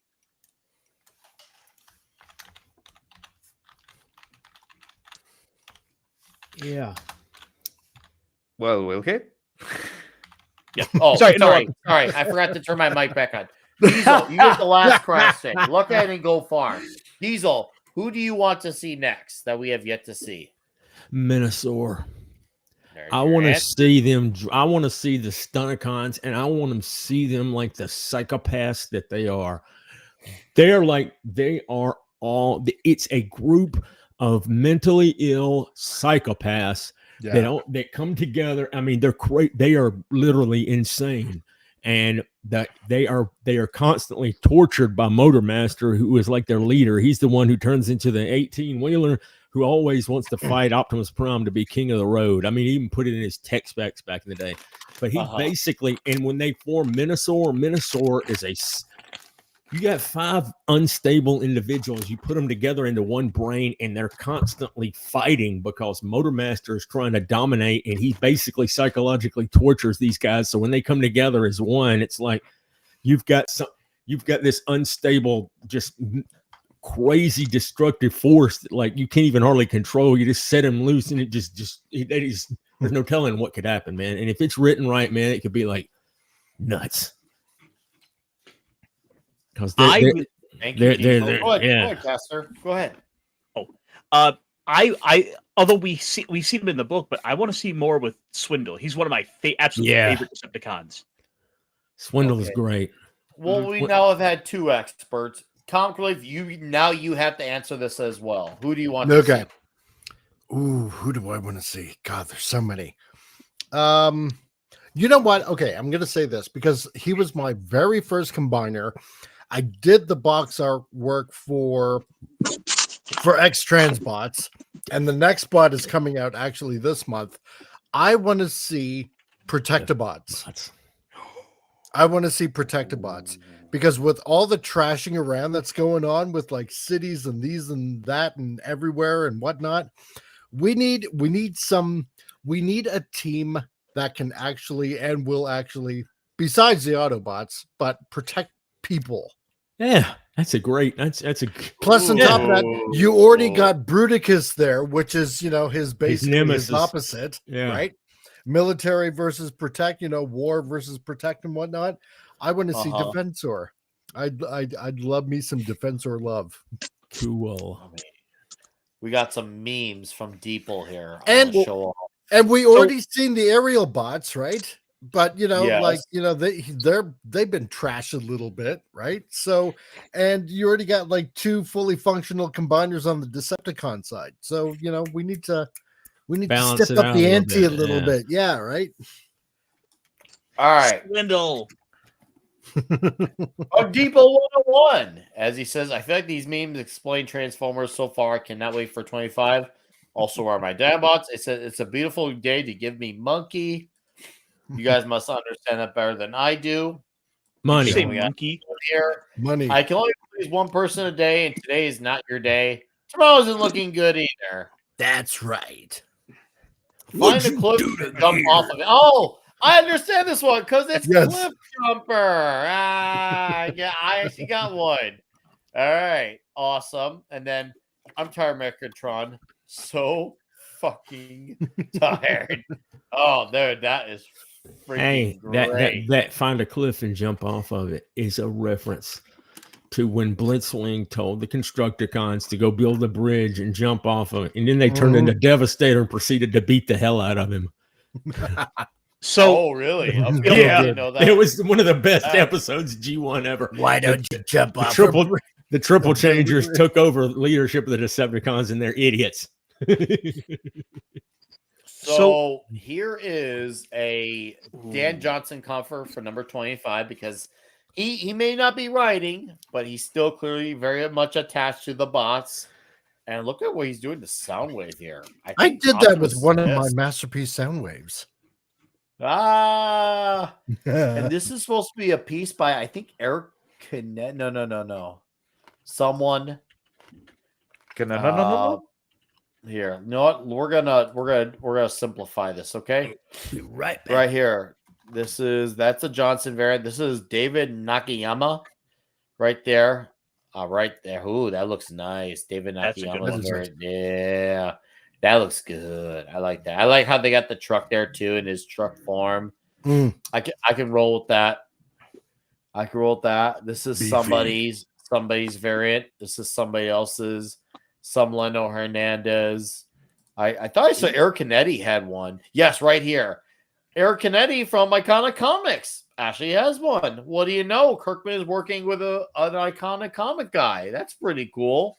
Man who's writing, drawing Arc Athena for Iconic Comics. So he's got a cover as well. And this is not the first one today. He did one for Battle Beast recently too. So Eric Canetti is getting work and a good amount of it. So I'm happy that he's supplying covers for Image while still being able to do his own creator-owned work at Iconic.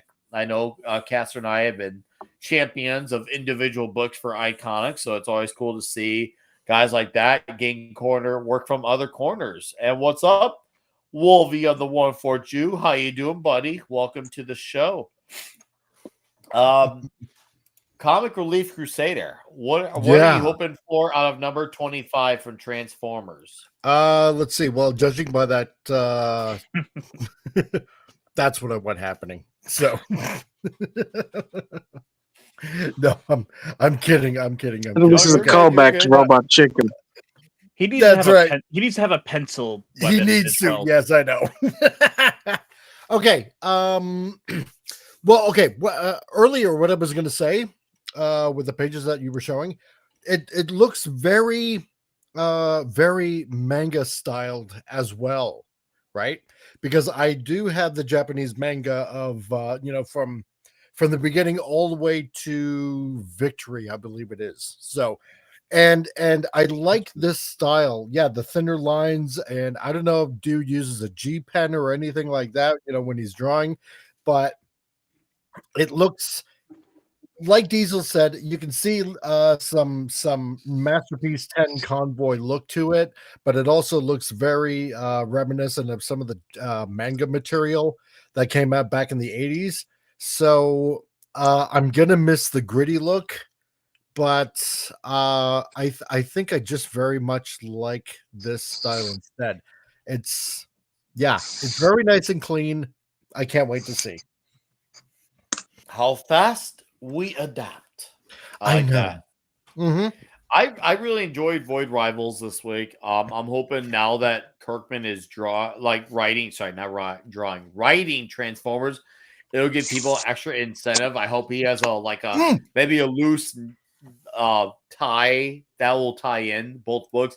And Kirkman also said, and this was really reassuring. I think this is gonna be great news for the entire panel and for everyone in the chat, which once again, by the way, thank you all for being here.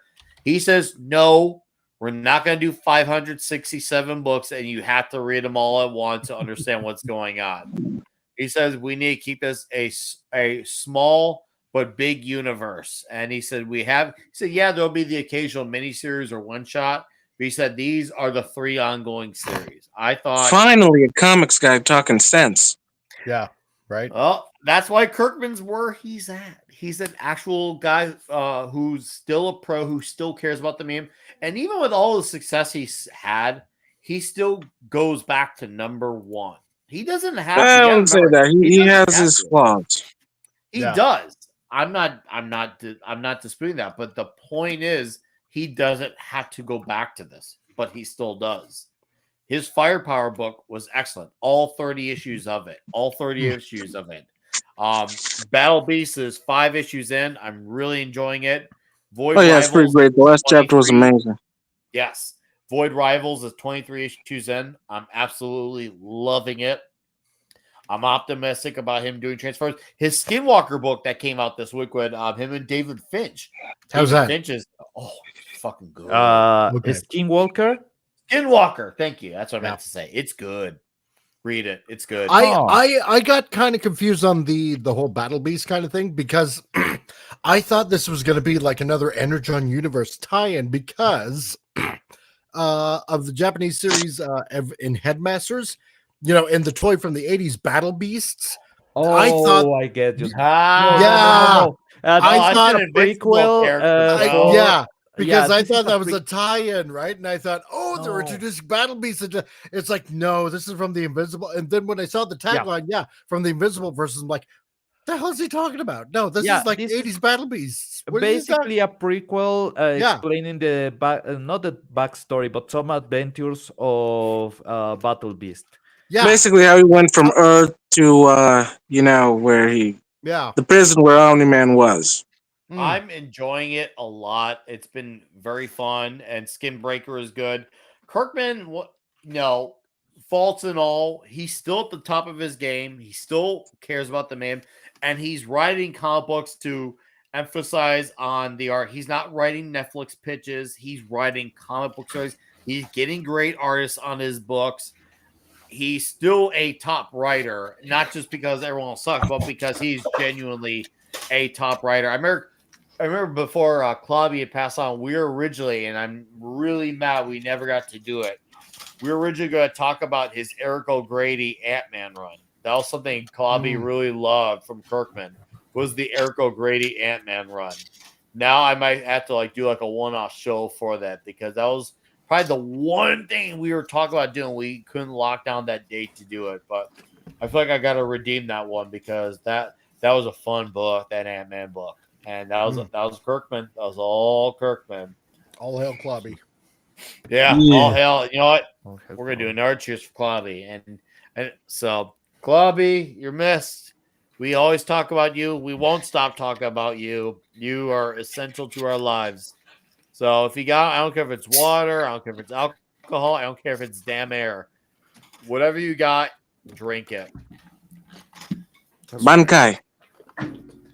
I almost had nothing, but we'll certainly talk about him better than he did Stanley.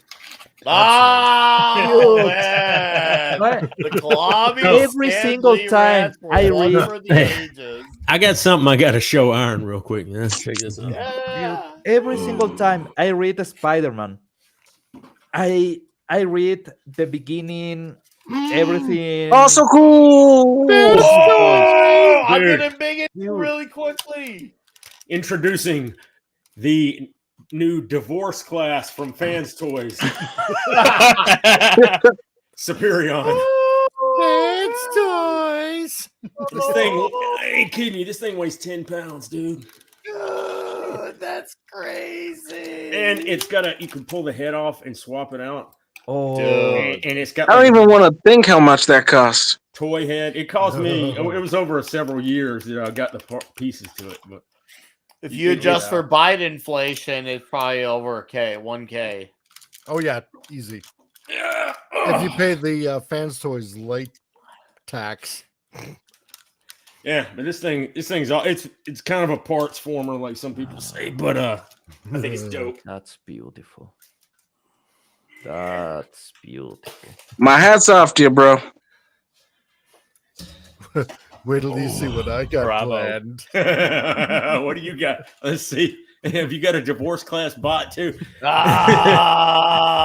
is it with you guys getting divorced all over the place? Yes, I do. I just saw somebody had a 4-foot tall Metroplex, and they were You like, realize- "Yes, this is the divorce class." Yes. You realize, of Guy course, was like a carrying this 3D thing. printer.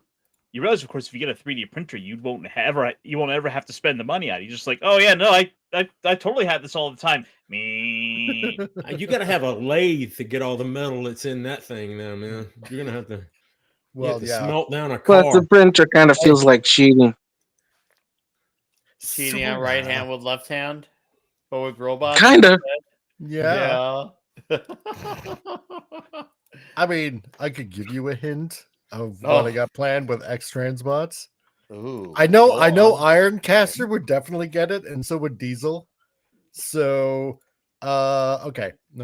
Let's go on. While we're no. here, I'm gonna show a picture. Whip it out. I'm gonna show a picture. Oh, I'm whipping it out. Yeah. Oh yeah. Gonna be so huge. Oh, Scorponok. So huge. We're thinking about over 4.5 feet for this one. And it's going to be more the divorce class. That's right. It's going to be divorce, alimony, and right lung class. Pretty much exactly it. That to be the I'm taking the kids away class. And Just it's make it- gonna be just make sick it better so far than- back. Your kids are going to go into debt, and so will your grandchildren. Lovely. Just It's make gonna sure be- that it does not look like the G1 toy. So that's Now, we're not. that's that thing's that's not your being made hint. full plastic, is it? Well, that's your hint of what it leads to. So you can imagine If it what that bleeds, figure it goes along with. leads. Oh man. And again, I That's gotta ask. coconut. I gotta ask. There's no GPS going on, is there? No. No, of course not, you silly person. Hey, X-Transbots. Why would it do that? X-Transbots are dope, man. I got the little, I broke down, I got the little cartoon or Mhm. comic book Run Amok, and That's it's got a can. It's the colors of the G1 toy, and he's got a spray can so that he can spray paint the Statue of Liberty like issue 23. You can thank this guy for that. I'm telling you, no word of a lie. That is, yeah, I know, man. It's absolutely dope, dude. Because I pushed Keith over at X Transbots. You gotta make Runabout and Runamuck, because if you don't, they look. He looks fantastic, and the comic and toy colors look the best because you've got the contrast with the orange in his face, and then and look in the gold. It's dope. Because when I did the Pantone colors, I did for Toon colors. Look how thin the profile. There is no backpack. It's non-existent. No. Show us your bot. Oh, that is clean. Let's see if I can get it. Wait, turn it around. Let me see if I can find the Pantone color work I did for these guys. Oh, there we go. Runabout and Runamuck. And and the faux wheels on the side. That's dope. Oh, did I? Okay. Yeah. Oh, we got other plans. We got other plans. I'm gonna get me a beachcomber. That's what I'm gonna do. I'm gonna get me a beachcomber, and it's gonna be diabolically huge. Seriously, like I wish I want a Dune Runner, man. Fans Toys has a beachcomber, and the thing is dope. Looks just like I can't. They made him for like a year, put him out for like a year or something. They hadn't had a reissue, so I can't find him right now. I got a project underway. I'm gonna get Andy Masterson to help me finish it up. Actually, nice. I got to send the figure off to him. So, oh yeah, it's good. It's good. Andy's a freaking genius, dude. Oh yeah, when it comes to paints. That's let's see here. I'll show you this. This is my personal project, and I've taken the Fans Toys 6-shot. Nice. And I converted it to this. Ooh. Is that Dye Atlas? No, that's Great Shot. So I got the parts already made. I got the face made and all the parts. So what I'm going to be doing next? Wait a minute. Those are some of the other parts. Victory. Yes, Transformers. Yeah, Victory. this is something definitely from Victory. That's the one Japanese series I haven't gotten a chance to get into yet. So it's like if I don't recognize it, it's probably from Victory. Oh yeah, it's definitely Victory. 100% Victory. This is Victory. So I'm getting Andy to get this all nicely painted, and then I'm going to be doing an exact box for this, and I'm going to be doing the artwork myself, and yeah, and then I think I might I'm either going to keep it or I might raffle it off to some lucky subscriber, dude. Sharing some Transformers love.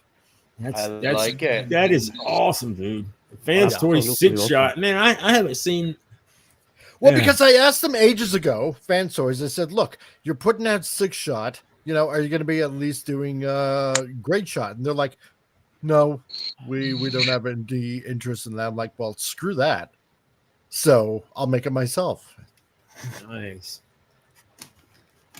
And I do hope that's the other thing. I do hope that Kirkman gets more into the Japanese series Transformers as well, but not with their like Americanized names. I want them in their Japanese names, maybe, right? I want to see Jinrai and Prime, like say in the same comic or something. Who has the licenses for those characters? Because I think not everything is from Hasbro. Well, considering that Hasbro bought Takara Tomy, they are covered. They covered their bases. Okay.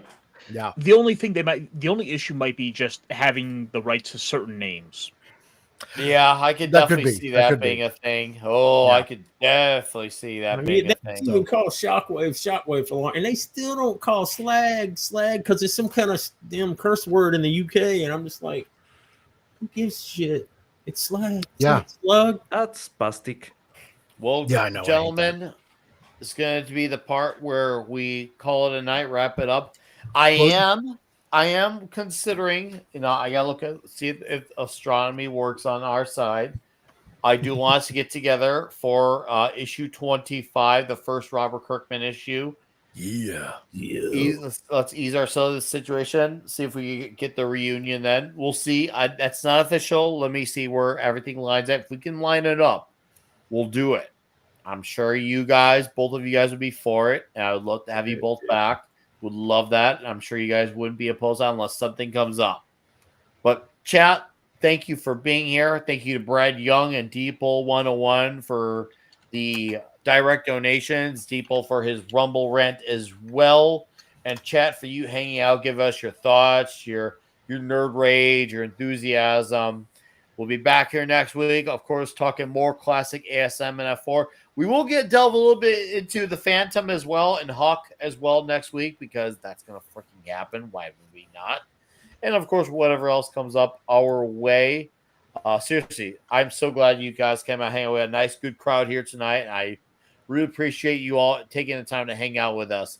I'm going to let these gentlemen plug their plugs on the way out. I'll start off with mine really quickly. If you're here, you're obviously on my channel. So sub to this channel. If you somehow have not, you probably are.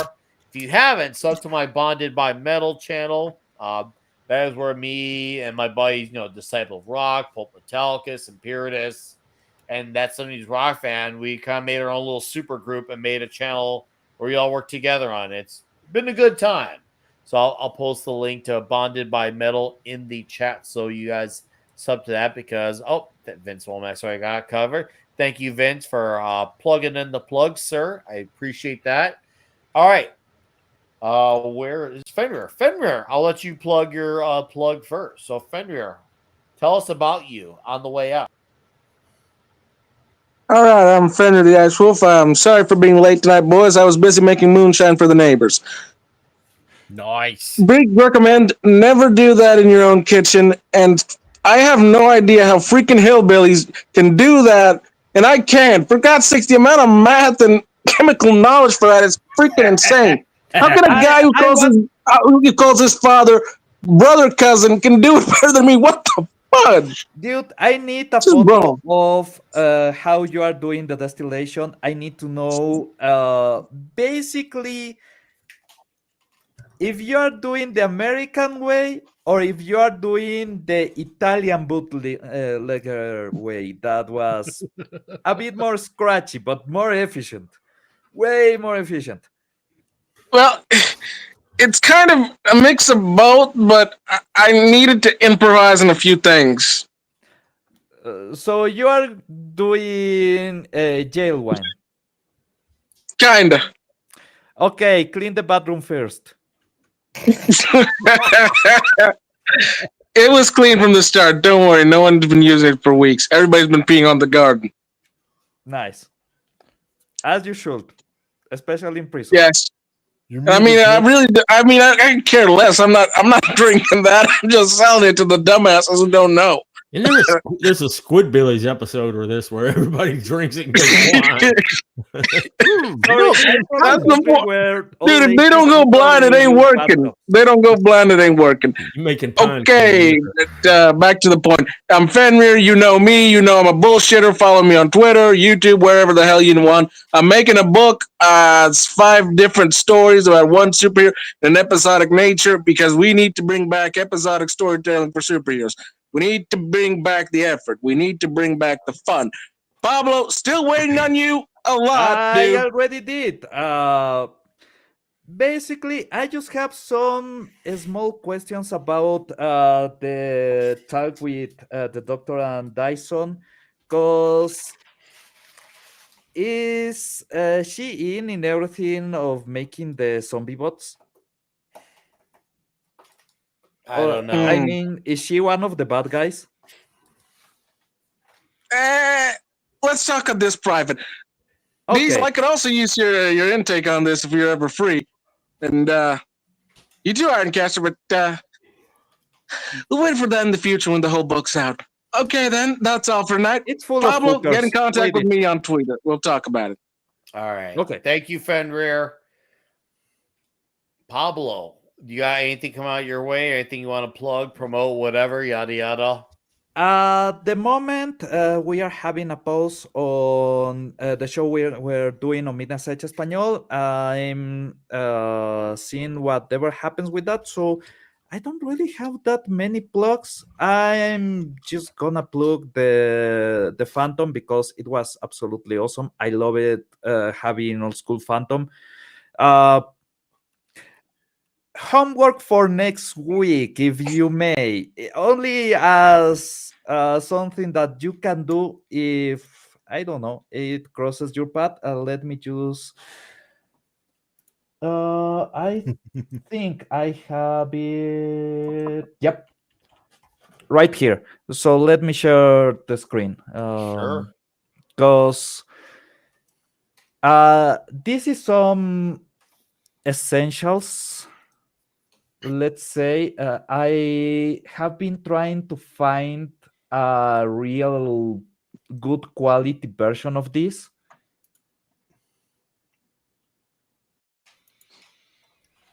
This is a compilation of the original run on newspapers for the Phantom. So this is the Sync Brotherhood. You read the book. There's a Asian Keanu Reeves, actually Oriental Keanu Reeves guy there. He's from the Sync Brotherhood. You will know a lot about them later. Okay. But this is just, God damn it, my mouse is not working. So instead of using the wheels, I'm using buttons. And forget about it. Is this. Dude, if somebody knows a better version of this, because this one is really low quality, it's really difficult to read everything. But this is what we used to have on newspapers here, just obviously on English. So Yes. I need this on the best quality possible. I will send it on the chat so you guys can read. Because, well, I don't know the timeline in the new comic. He's meeting somebody of the Sync Brotherhood, but he already has a relationship with Diana. Diana is already on the Cape. So that means that he already had a fight with the Sync. I will talk about that next week. Anyways, just read this. It's OG Phantom. It will make it worth your time and it's good for your soul. You heard the man. You heard him loud and clear. Yeah. Yeah. I send it on the private chat. If you want to share it or if put it in the for private you guys to read. Yeah, I'm gonna post it. I'm gonna post it in the regular chat for our viewers on the tube. But thank you, Paul. Never mind, Vince has got. Thank you, Vince. Appreciate that, dude. Never mind. Here, let me give you the extended version. I actually looked on readcomicsonline.li and yeah, they don't have it. This is maybe 65 or something like that. They printed this compendium. This is from 1936. This is the compendium from 1936. So I don't know if old school, man. You cannot do better on the Phantom than or OG Phantom. The OG. No, Pablo. Hell yeah. Guys, the link's there. Check it out. Looking at the Phantom is always a good idea. We're going to talk Phantom #1 next week. It's going to be huge. Pablo, it's been fun. It's been great. Let's hope Spider-Man doesn't get into any weird, awkward romance situations for next week. And I can't wait Or to see maybe, where the yeah, F4 bounce back. Resrum? We'll see. We'll see. We'll see where it goes. But it's been good to see you and have you a part of the show. You have a magical Saturday evening. Diesel, sir, do you have anything you want to plug? Yeah, well, I'm gonna be on, and I put both of these links. Finally, I actually got some links to some of my friends tomorrow on the Runaway Vagabonds channel on a show at 6 Central called "I Swear It's Not Hentai." So we talk about anime that's how they always start. Yeah, I know, right? That's anime that's not hentai. Dragon Ball was not hentai. Had a lot of naked people. Yeah, that's what we're talking about. Stuff, and just anime in general. It's kind of fun. I know a vagabond is a dude that is a walking encyclopedia and dictionary of any kind of anime there is. The guy, he continually amazes me. You can be like, "Hey, I like this, this, and this," and he's like, "Oh, you need to check out this, that, and that," and he'll tell you about 2 or 3 anime he's already seen and how which one he likes better, and a brief description of it, and tell you if you'll like it or not. He's freaking the guy's. He's hilarious. He'll also try any kind of food. I worry that the boy's going to get himself killed one day eating something weird. He ate natto. Have you ever seen natto? Yeah. Oh my god, he ate natto. It's like it's Wait, like is it the spicy one? It's fermented like soybeans. fermented soybeans. Yeah. Man, it's like it smells like a rotting butthole that died 30 years ago or something. Oh, wait, I know exactly what That's you're funny. talking about. I Yummy. want Not argue against that. Yeah. Oh, Those and smells. and Fridays I'm usually hanging out at 6 Central with Sevi on her gaming channel. People, she's like- don't let anime trick you. Most Japanese food sucks. Yeah. Nah, it's good, man. That's all I got. Except for ramen. Except thanks for having me on. I love this show. I've always loved this show. Sorry, I haven't been around this past year, but things are about to start getting more sane in my life. So. You know the door's Right on. open for you to come back. You know it is. It's welcome back. I can't wait. Yeah, we to could have probably you join on him in the more. chat too, right? Yeah. Hey, he's always welcome. If he wants to come on anytime he wants, he knows he just needs to say, "Hey, Nick, throw me a damn link." Okay, boom, done. Thank you, Diesel. Thanks, man. It's good to have you. Good to see you again this week.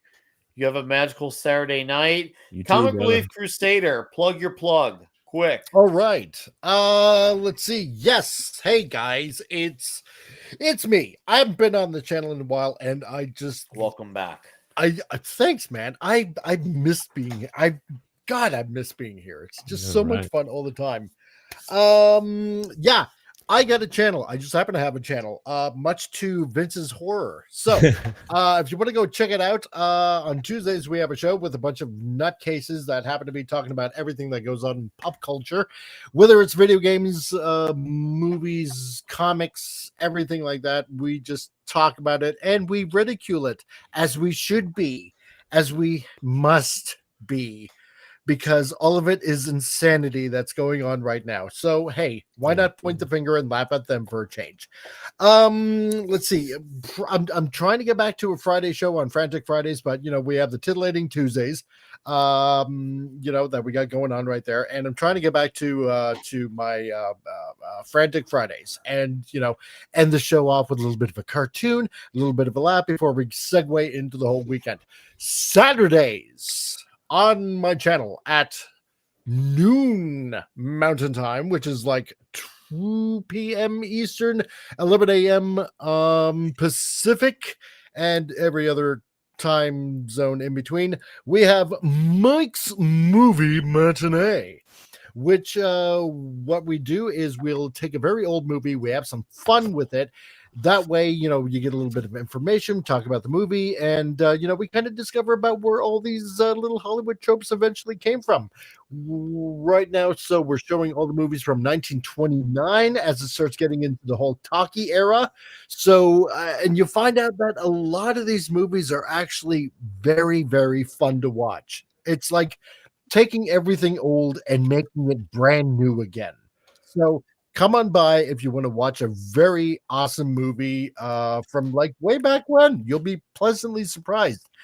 And then Sundays, we got a little bit of a two-parter going on. We got a Sunday Bible lesson, but it's not with the whole these and thous and like boring church talk.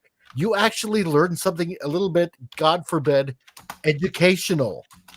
So you actually learn something extremely super interesting. So check that out. And then on top of that, what we also got going on Sundays on my channel as well is, if Nick can share that screen right now, because it's kind of pertinent to the whole situation and whatnot, seeing how I've been training up with Hungry Boy and a couple of others like Al Nickerson, who worked over at Marvel, DC, Archie, a lot of independent stuff, and Sesame Street and MTV and stuff like that. I am slowly building up my skills to make my own comic. And so on Sunday, much to also, again, Vince's horror, because hopefully I don't make him sit on his ass for another 5.5 hours. I got a segment, I got a show that we like to call Huge Circles. And it's kind of a joke between Kung Dolphin TV and us. You can kind of guess where the huge circles kind of came from. It's kind of obvious, but maybe it's not. Maybe it's the muscles. Maybe it's everything how you build a character. We don't know. You might be filled in on the joke. But anyway, it's where I go and I start drawing and drawing up characters in preparation for a comic that's going to be coming out, and it's going to be done in a manga style on top of that as well. Not your ordinary, plain, everyday, ordinary, contemporary North American kind of style. No, I'm going a different direction because I'm just an oddball that way. So stay tuned, same time on Sunday for Huge Circles on the Comic Relief Crusader channel, and I'm sure that Vince probably already put the link in the description. And I will start talking now. Back to you, Nick. Hi, Gavin. Gavin, catch the replay. I promise we are worth it. You've been here before. It's a good replay. Trust me. Gavin. Nod, same thing as well. Please catch the replay. We are plugging out. Caster, plug out, yes, sir. sir. I will keep this short and sweet. Come over to my channel, Ironcaster, where we talk about big robots for the Mech Pit chat on Monday nights. I can be found all over the internet. So follow me on Twitter at the Ironcaster, and I'll be sure to kind of get the word out for where I'll be at next. We're doing some movie reviews on Tuesdays, hanging out with the puppets here in about an hour or so over on Snowdubs. Vince, man, thank you so much for dropping all those links for me. Nick, shout out to Vince Womack. Seriously, thank you, Vince, for that. Go ahead, Caster. Nick, it is a pleasure as always. Diesel, Comic Relief. Thank you for showing up and helping us out to talk about some big robots that makes it all the world. All good, dude. I love you guys. Fenrir, Pablo, good times as always. And chat, with that, I bid you all adieu. All right. We'll see you all next Saturday.